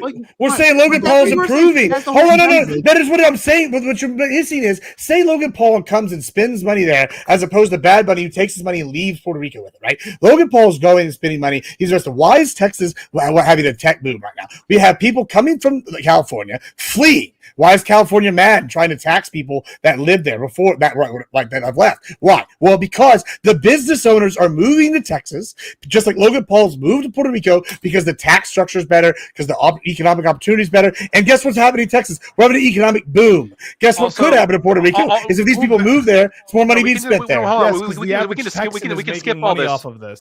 The average Puerto Rican's making money and more people move there. Yes, when you look at median income, which is like controlling for the ultra wealthy people that are coming over. In Puerto Rico, it's like significantly higher than like Mexico, at least. I'm checking all the countries. What is it? It significantly higher. In Puerto Rico, it's the median household income is about $26,000 per year, which is much higher than Mexico. Name me any Latin American country you want. It's going to be higher. Why is half the island on EBT supposedly? If that's the case, if their median income is going up and they're making money, their GDP is so high. Because America's particularly generous with how much food we give people. That also has nothing to do with because they don't make enough to sustain because they're living on the island, and you guys want to keep talking about their GDP and the GDP. No, I'm not talking about GDP. Median income. But at the same time, like these are people who are living on EBT, so it's like, is their median income going up? Are these people thriving, or is it that some rich people are moving to the island for the tax benefits, and the people of the island don't really benefit from these rich people being there, but the island GDP goes up because the businesses on the island why is the median? Because the rich do people have to work at the rich people's houses? People have to work it's just this is the same arguments the Dems used for the illegal. Bro, they're making less than minimum wage. Just look at the stats. Like it's just. Bro, I know you're not making the illegal immigrant arguments that we make against like y'all not wanting to pay people living wages right now. At least when Logan Paul goes to Puerto Rico, he pays the minimum wage. Hold on, no, because it's important because he's hold on, no, it's because he's been the pinnacle of people coming after him. Hold on, people have been coming after him for moving to Puerto Rico and comparing to Bad Bunny. When Bad Bunny has left to Puerto Rico and taken money with him, while Logan Paul's parked his money there, provided jobs there, and even if these guys are huge pieces of shit, at least they're bringing money. And hold on, well, it's sad, but even at least these people are bringing money to Puerto Rico. They're having. I mean, I know you don't care because you don't actually care about these people there. I'm the one. Yes, I'm the one who don't care. That's crazy. It's crazy. You're the one who, at least I openly admit this. To make their lives miserable. The people. I'm the one. Right? Yeah, I've been there multiple times and spent money there. I'm the one who doesn't care about them. Right? I mean, I spent the money there. Y'all don't spend the money there. Brutalized by the Gestapo organization, by the president. The Gestapo. The immigration policy. The Latins. Right? To make their lives more miserable, right? Now, the Puerto Ricans, they're part of America, but hey, the ICE can't tell the difference between them. And so what happens when they get grabbed? They get sent back to Puerto Rico? So they brutalize them while they're here when they go to arrest them. So yeah, you've been making the lives of anyone who looks like a Puerto Rican miserable. What does a Puerto Rican look like? You pair, yeah. Well, let's ask ICE. What does ICE? Can you tell me what a Mexican? What is a Mexican? What does a Mexican look like? I feel like these are kind of racist connotations right here. What you're saying? Hold on, because we have a Supreme Court that says that you can racially stereotype or sorry, what it is discriminate or something when policing, right? You can use racialized policing and go after these individuals. So yeah, it actually Profile. matters what ICE thinks about it, not what I think. I'm not the one out there brutalizing them, and you support it, right? So okay, yeah. And then instead, right, and your proof that you don't is that hey, you like a billionaire that showed up there and maybe dropped a few ducats on the island. Amazing. I mean, I like it when billionaires drop ducats on anywhere that I'm at. That's the difference between us. All right, great. All right, sure. No, you're right. I'm the one who Well, hates Puerto Ricans. Well, I mean, why do you? I mean, it's the same argument we all do with California. Why is What California brilliant- trying to tax these people running away? Yeah, Well, it's because brilliant. these people are taking it to more favorable economic conditions, just like Brilliant. Logan Paul did with Puerto Rico. I mean, it is brilliant. Brilliant It's idea. reality. It's reality. Yeah. Okay. Great. Brilliant. Any which way, thank you all. We're way over time. I appreciate everyone who came through. This was a lot of fun, you know, especially getting a chance to, as we must always do, right, expose Lactoid for running interference with racists. It's a thing that he does often. And so that was the most important part. But I appreciate him for coming on and defending his defense of racists. And I appreciate everyone else for being here too. I'll let you guys do an outro. Lactoid, go ahead. So I'm Lactoid, the most based and effective racism defender you will ever see on the internet. You can find me at pretty Lactoid TV on Twitch, Twitter, and YouTube. Okay, thank you. Let's go to our friend Corey. Yeah, well, before I give my outro, I believe Lactoid, I think, posed a challenge of name a president and he'll find the war crime. So I'll take up the challenge. I'm going to name William Henry Harrison, who I think was he the one that was in president for like 5 days or something like that? I think it was like a month or 30 days. Oh, yeah. Fuck, that one might be hard. And I think for like 20 of those 30 days, he was like sick in bed, like with like pneumonia. But, he died in office. He was a general. He was a general before that, though, so might be able to find. No, but I took the challenge as during presidency they committed a war crime. The one good president in Prime's eyes, the one. Exactly. But you can find me on. Well, hold on. What period did he reign over? Right? Was this? I think it's like 18 something. Pre-Civil War. I don't know the dates of the Civil War. I apologize, guys. I'm an ignorant American. I think they were like the 7th or 10th. Is this U.S. Can someone Lactoid? Is this pre-Civil War or post-Civil War? This is pre-Civil War. Pre-Civil War. Yeah. So he reigned over. reigned over slave America. Yeah, he was born on a plantation. He was born on a plantation. Yeah, fuck that guy. Fuck them all. Put them all in jail. Put them all under the jail. Fuck every single one of these people. But I think he clears Lactoid's bar. Lactoid has no war very crimes. Low bar. As long as they don't personally rape a child, right? Harrison came from a wealthy slave-owning. I have a president. I'm going to say Garfield. Garfield was pro-civil rights for African Americans, pro-education, pursued spoils the system. He didn't believe in anyone equality. All these wonderful lefty values, and then he was killed 200 days in, and he was never a general. Yeah, you could find me on Twitch, Corey Campbell 94, Twitter, X, YouTube, Instagram, Substack, TikTok. It's Corey Campbell. Always a pleasure. Okay. Thanks so much, friend. And yeah, I don't know anything about Garfield. I won't. Oh, sorry. You're gonna say something? So I'm just reading this right here. William Henry Harrison, before becoming president, was an army general, and he fought at the Battle of Tippecanoe, which apparently was against the Native Americans, which I'm guessing you probably have a problem with. So that was outside of office, though. No war crimes during office. Hold on. No, but to be clear, right? What our friend Lactoid said previously is that if in the Epstein files something came out, right, that would have been before the presidency. Yeah. Okay, so, all right.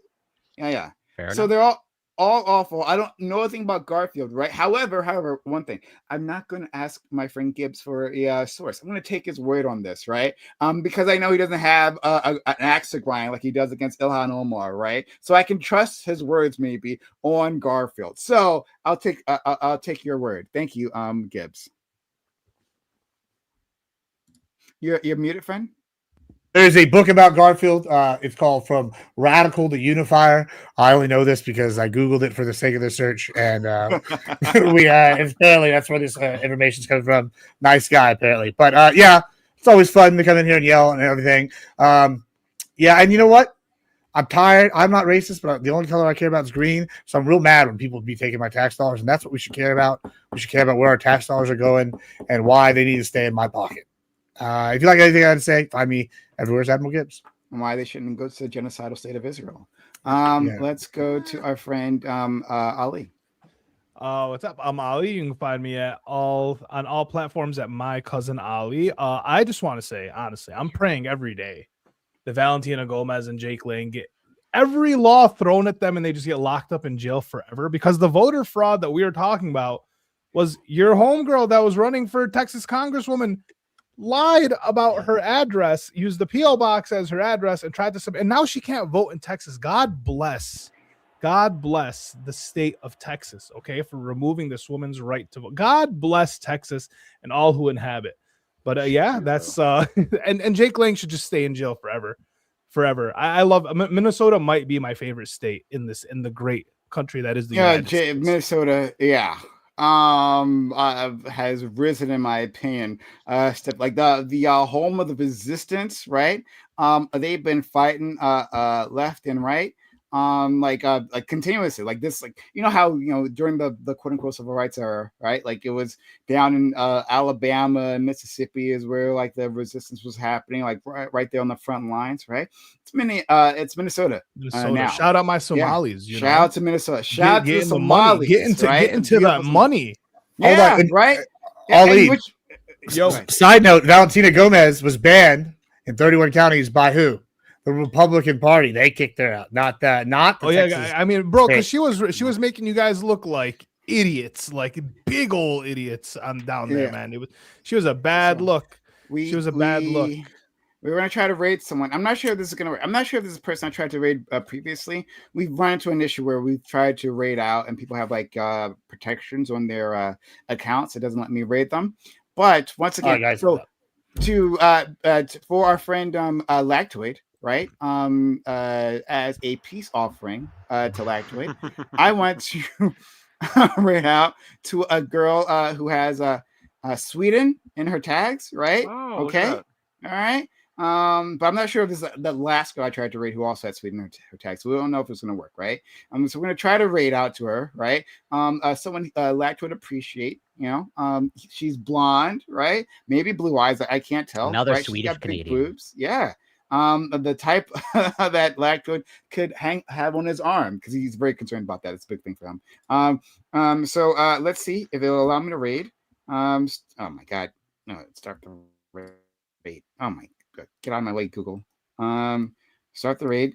Looks like I can. Yeah, so we're going to do that raid. Lactoid will maybe go there, maybe find a wife. We'll see. We hope for the best for him. Wife in the chat. To produce Aryan-looking children. Don't do that. Is Lactoid Aryan? Okay. You're Swedish, right, Lactoid? Yeah.